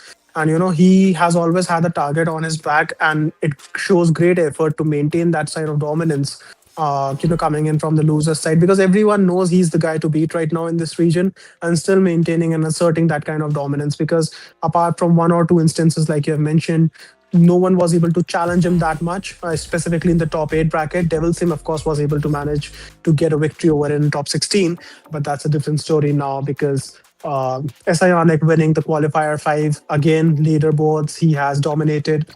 What a great show. And the way he has done it with just one character, while everyone else was hustling in with different characters, modifications, tweeting, he knew that he had his set play of Bison ready. And if he can execute that, you know, it was just a great showing all around from him. And for everyone out there who is going to contest him for in the future also, you really need to take a note of his set play and just, you know, try to challenge his dominance in the start. Because if he gets comfortable, he's running you over. No questions asked about it. Yeah, he's shown so many beautiful decisions with the reversal supers here and there, with the walk-up crutch medium kick that players were constantly falling prey to. His control over the space was pretty evident over here, and honestly, I would have liked to have seen some switches to a different character from Raihan maybe earlier, but maybe he had a thought process going there for Elena that we can't be sure of unless we speak to him. But yeah, and Devil Sim Prince also showed up with such a fight. They played their hearts out. There was a lot of clean gameplay from the both of them, I have to say. This tournament, they looked like they've improved a lot, but Ionic somehow still keeping up at the pace of uncovering, the tool tips and tricks and the tools of the trade of this game, right? So, yeah, well played by him. Congratulations once again. I guess we'll be seeing everyone else on November 22nd, right? Absolutely. This is how the top 8 bracket went, ladies and gentlemen, of Qualifier 5. We saw, great performances all around from Devil Sim, from Tony, from Prince. But ultimately, it was the run of Ionic from the loser's side and dominating everyone over there, coming into the grand final, resetting the bracket, and then again taking the bracket with 6-1, that is 3-1 in the last reset. So huge props to him again. And now the stage is all set for the November qualifier, of course, because we have the full lineup of players that will be over there. And the target is, of course, Ionic right now for everyone out there. Yeah, absolutely. Everyone's going to be looking at the VODs of gameplay reviews, everything of that nature, like replays going on. Everyone's going to have to be cramming about this over the next month, right? I'm pretty sure that's the guy everyone's looking to beat, but the brackets will shake out a certain way. If we can look at the leaderboards, not sure if it's been updated with the following points right now, but any clarification on that would be welcome. Yeah. The production is working on it as we speak of it because the leaderboards have to be updated in real time. But so far, we have seen the clear picture, of course, that the usual suspects of Ionic, Prince. These are the players that you will definitely be seeing them, and and strong performances all around. I would say, specifically from the side of Devil Sim, I'm really impressed by his Zangief as well. Though it was not able to clutch it out in the last, but again a very strong showing in the last qualifier, and something that I am very pleased to see. Right. Yeah. So we'll have to see with the rest. And it's alluding to the last qualifier and of course the November qualifier that we will be pointing to. Of course, we all will be seeing you live there, and the stakes have been set on the highest because now in the last qualifier, the one player, the one champion of that qualifier, regional final, will be going to the Capcom Cup, and there is no second feat to it. I mean, this is all that they have been grinding for. Remember, these qualifiers have been happening for months and months now, but it all comes down to that November day that we will be facing. I believe that's November 22nd, if I'm not mistaken. Yeah, right. Yeah, November 22nd is the day that they all have been working for throughout the years. And the next 1 month, it's almost like, when we were students and we were preparing for a final exam. Yeah. Like, okay, we have given our unit sessions, we have given our seasonal sectionals, but now it comes down to that final exam. And this is the 1 month that they really need to lab out each and every possibility, because on that day, on that particular regional final day, they will not have much time to work with for adjustments. Yeah, it's interesting because it's like one of those things, like when you study for an exam, right? You try to navigate what parts of the syllabus or the material is easy for you and what parts are hard, right? So you also got to worry about, okay, who am I going to face, your tournament path. At the end of the day, the tournament path matters a lot. We've had cases, at least, where it was the case that Batshamiya was losing to Ionic, but was beating Tony and Raihan. But Tony and Raihan had higher success rates against Ionic than Batshamiya. So who you prepare for matters a lot, because like we said, even though everyone's gunning for SI Onyx spot, right? They're trying to beat him. They still have to lab for each other as well, right? And oddly enough, in these sorts of scenarios, lots of things happen where you see people colluding with one another, like sharing tech, sharing observations, and there's this weird, like almost like political, like tech sharing, like ecological thing going on here, some sort of ecosystem, right? But those things can also influence these things a lot, I feel. But at the end of the day, it's every man for themselves. Yeah, it's every man for themselves. And this qualifier, particular timing of qualifier 5 has been really interesting in the landscape, because tomorrow is Diwali and this is the biggest festival of India right now. So, I mean, all the players have to manage their own lifestyle, their own personal family business alongside the festive vibes. And it's not very easy to, give time to this as well alongside it. Right. I mean, speaking from my end also, my setup has been completely shaken because of the things and prep for the festival. And yesterday I was on a different setup. Today I'm on a different setup. So, and again, happy Diwali to everyone in Bangladesh and to all the people out there. And it's going to be a very festive vibe. And it's going to be festive vibe for SI Onyx nonetheless, because he is riding high with his momentum in this qualifiers. Yeah, happy Diwali to you as well. It's so 2 more minutes. Okay, yeah, the leaderboard will be ready. The updated leaderboard will be ready soon. We're going to be able to see how it shook out points wise over here. So as we should say, I guess the top 3 like performances for each player are to be counted in the point system.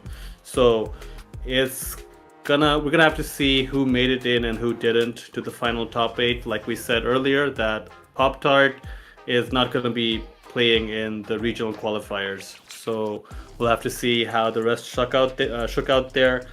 Devil Sim did manage to make it quite far, right? Let's see if his efforts, worked out for him over here, and what spot he makes it in through if he does.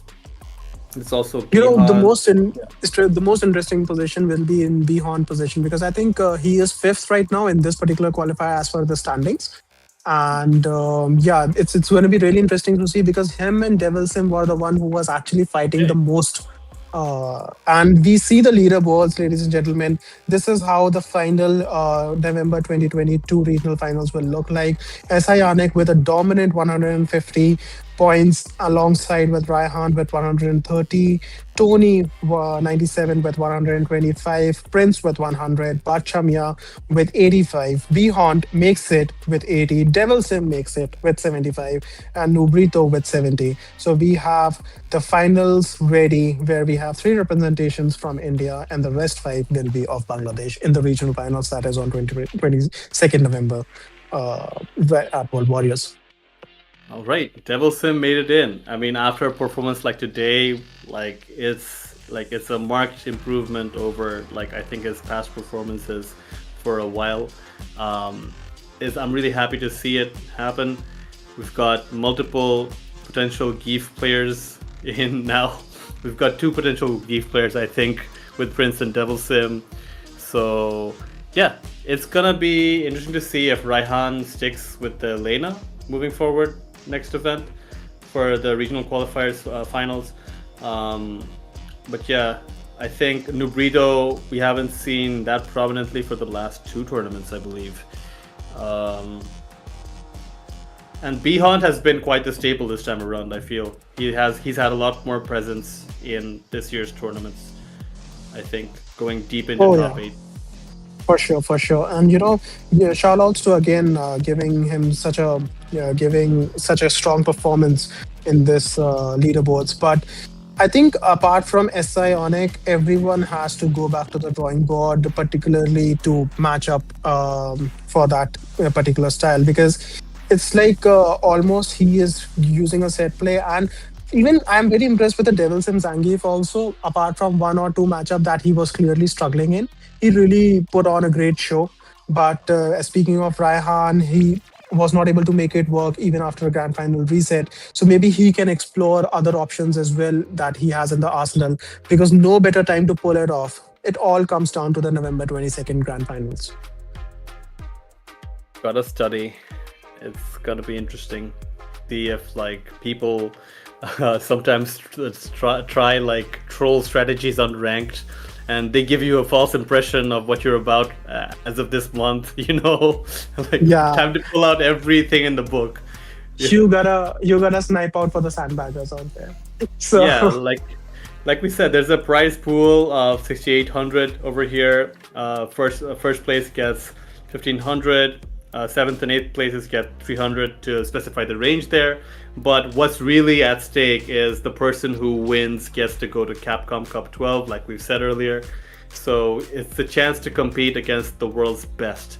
You know, like if you're really competing at this game, you know what that means. It's the chance to grow. It's the chance to actually prove yourself, show what you and your region are about at the world stage, on the world stage. So yeah, I can't wait to see how that shakes out.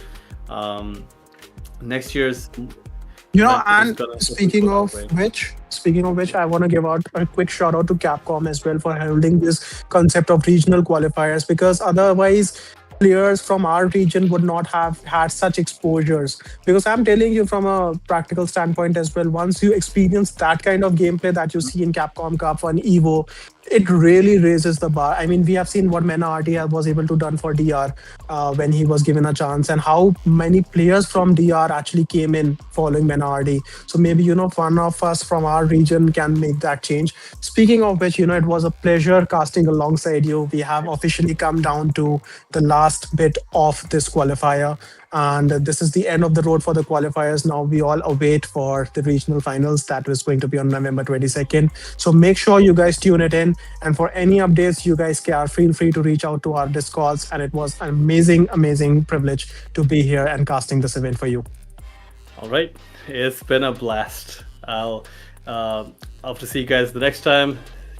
Reporting out. Stay safe, everyone. Happy Diwali. Cheers.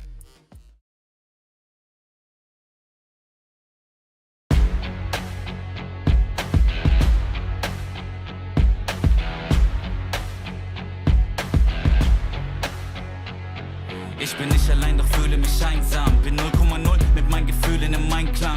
Seh mich nachher, folgt, doch fürchte das Scheitern. Ich tanze auf der Party, doch eigentlich würde ich gern heimfahren. Himmel hoch, jauchzen, zu Tode betrübt. Ich hätte gerne Sonne, doch der Mond, der genügt. Nur weil ich über exzellente Strophen verfüg, heißt es lange nicht, dass mein Herz sich nicht hohl anfühlt. Und ich weiß ehrlich selber nicht, woher das kommt. Auch am helllichten Tage sehe ich alles sehr verschwommen, als hätte man mir irgendwann einmal den Kern entnommen. Ich bin zu lang durch dieses tiefschwarze Meer geschwommen. Ich bin psychisch labil, ich fühle mich wie ein Freak. Nicht gegen die Welt, sondern gegen mich selbst führe ich den Krieg. Mich packt dieses kalte, leere Gefühl nach nem Sieg. Egal, was ich erreichen mag, genügen wird's nie. Doch ich kämpf weiter, mein Herz, mein Weg. Weiser der Selbstzweifler in mir, mein ständiger Begleiter. Doch ich lebe weiter, aufhören ist keine Option. Bekämpfe die eigenen Dämonen und besteige den Thron. Es zieht sich wie ein roter Faden durch mein Leben. Große Taten, wenig reden, denn der Tod erwartet nämlich jeden. Muss der rohen Angst entgegentreten. Mein Herz rast, Erinnerung schmerzhaft. Doch was mich nicht killt, macht mich stärker. Spür die Kraft in meinem Innern, nenn es Kernkraft. Und die Kraft, die mich runterzieht, Schwerkraft. Atme ein, atme aus. Kein Zurück, nur geradeaus. Die Gaffer stehen am Gartenzaun. Wann zerbricht sein Kartenhaus? Der Druck steigt, Lunge fragt, wo die Luft bleibt. Blut, Schweiß und Tränen schimmern leise im Moonlight. Braucht nicht mal eine Sekunde, nur einen Bruchteil. Glaub nicht an gut oder böse, wer ist schon schuldfrei? So fokussier alles in Slow Motion. Heder sehen wie Ameisen aus hier von hoch oben. Zerleg sie in Protonen, dreht sie im hohen Bogen durch die Galaxie weg auf dem Betonboden der Tatsachen.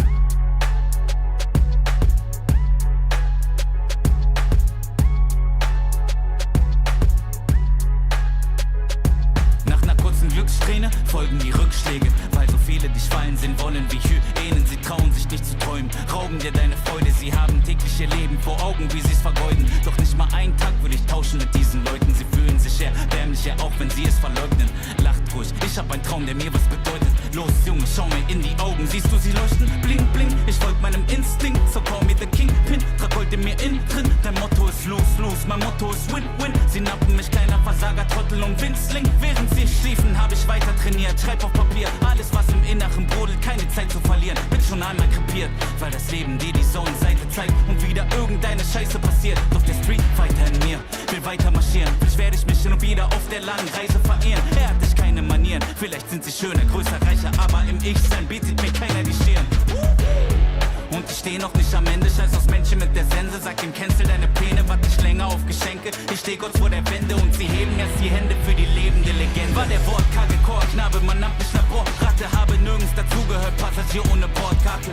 Ich vertickte Mixtapes aus der Sporttasche, klick, klick, Papier und Stift wurden zur Mordwaffe. In jeder Seele steckt ein König und ein Feigling, du musst dich entscheiden, bist du heute Löwe oder Schweinchen? Werd ich mich von den Zwängen in mir lösen, bis ich frei bin, oder hör ich auf die Chöre, die nur nörgeln an mir zweifeln? Und ja, zu dem Erfolg dazu gehört natürlich Timing, aber wenn die Chance eintrifft, ja ich schwör, dass ich bereit bin. Ich visualisiere, wie ich kill und attackiere, wie ich split und massakriere und ein Gröle wie ein Viking. Lass die Traumata jetzt los, sie verhöhnten mich als Kleinkind, doch ich löste mich. Ich bin ihnen nicht mehr böse, ich verzeih ihm. Nur im Battle bringe ich sie fürchterlich zum Weinen. Wie ein scharfes Katana spürst du, wie die Wörter in dich eindringen. Das ist eine Nachricht an mein früheres Ich. Die Zukunft macht dir große Angst, doch bitte fürchte dich nicht. Jedes ihrer Worte ist schlicht und ist eine Bürde für dich. Doch sei dir sicher, dass ihr Licht schon bald in Kürze erlischt. Und klar hab ich Angst, der Gedanke daran zu versagen.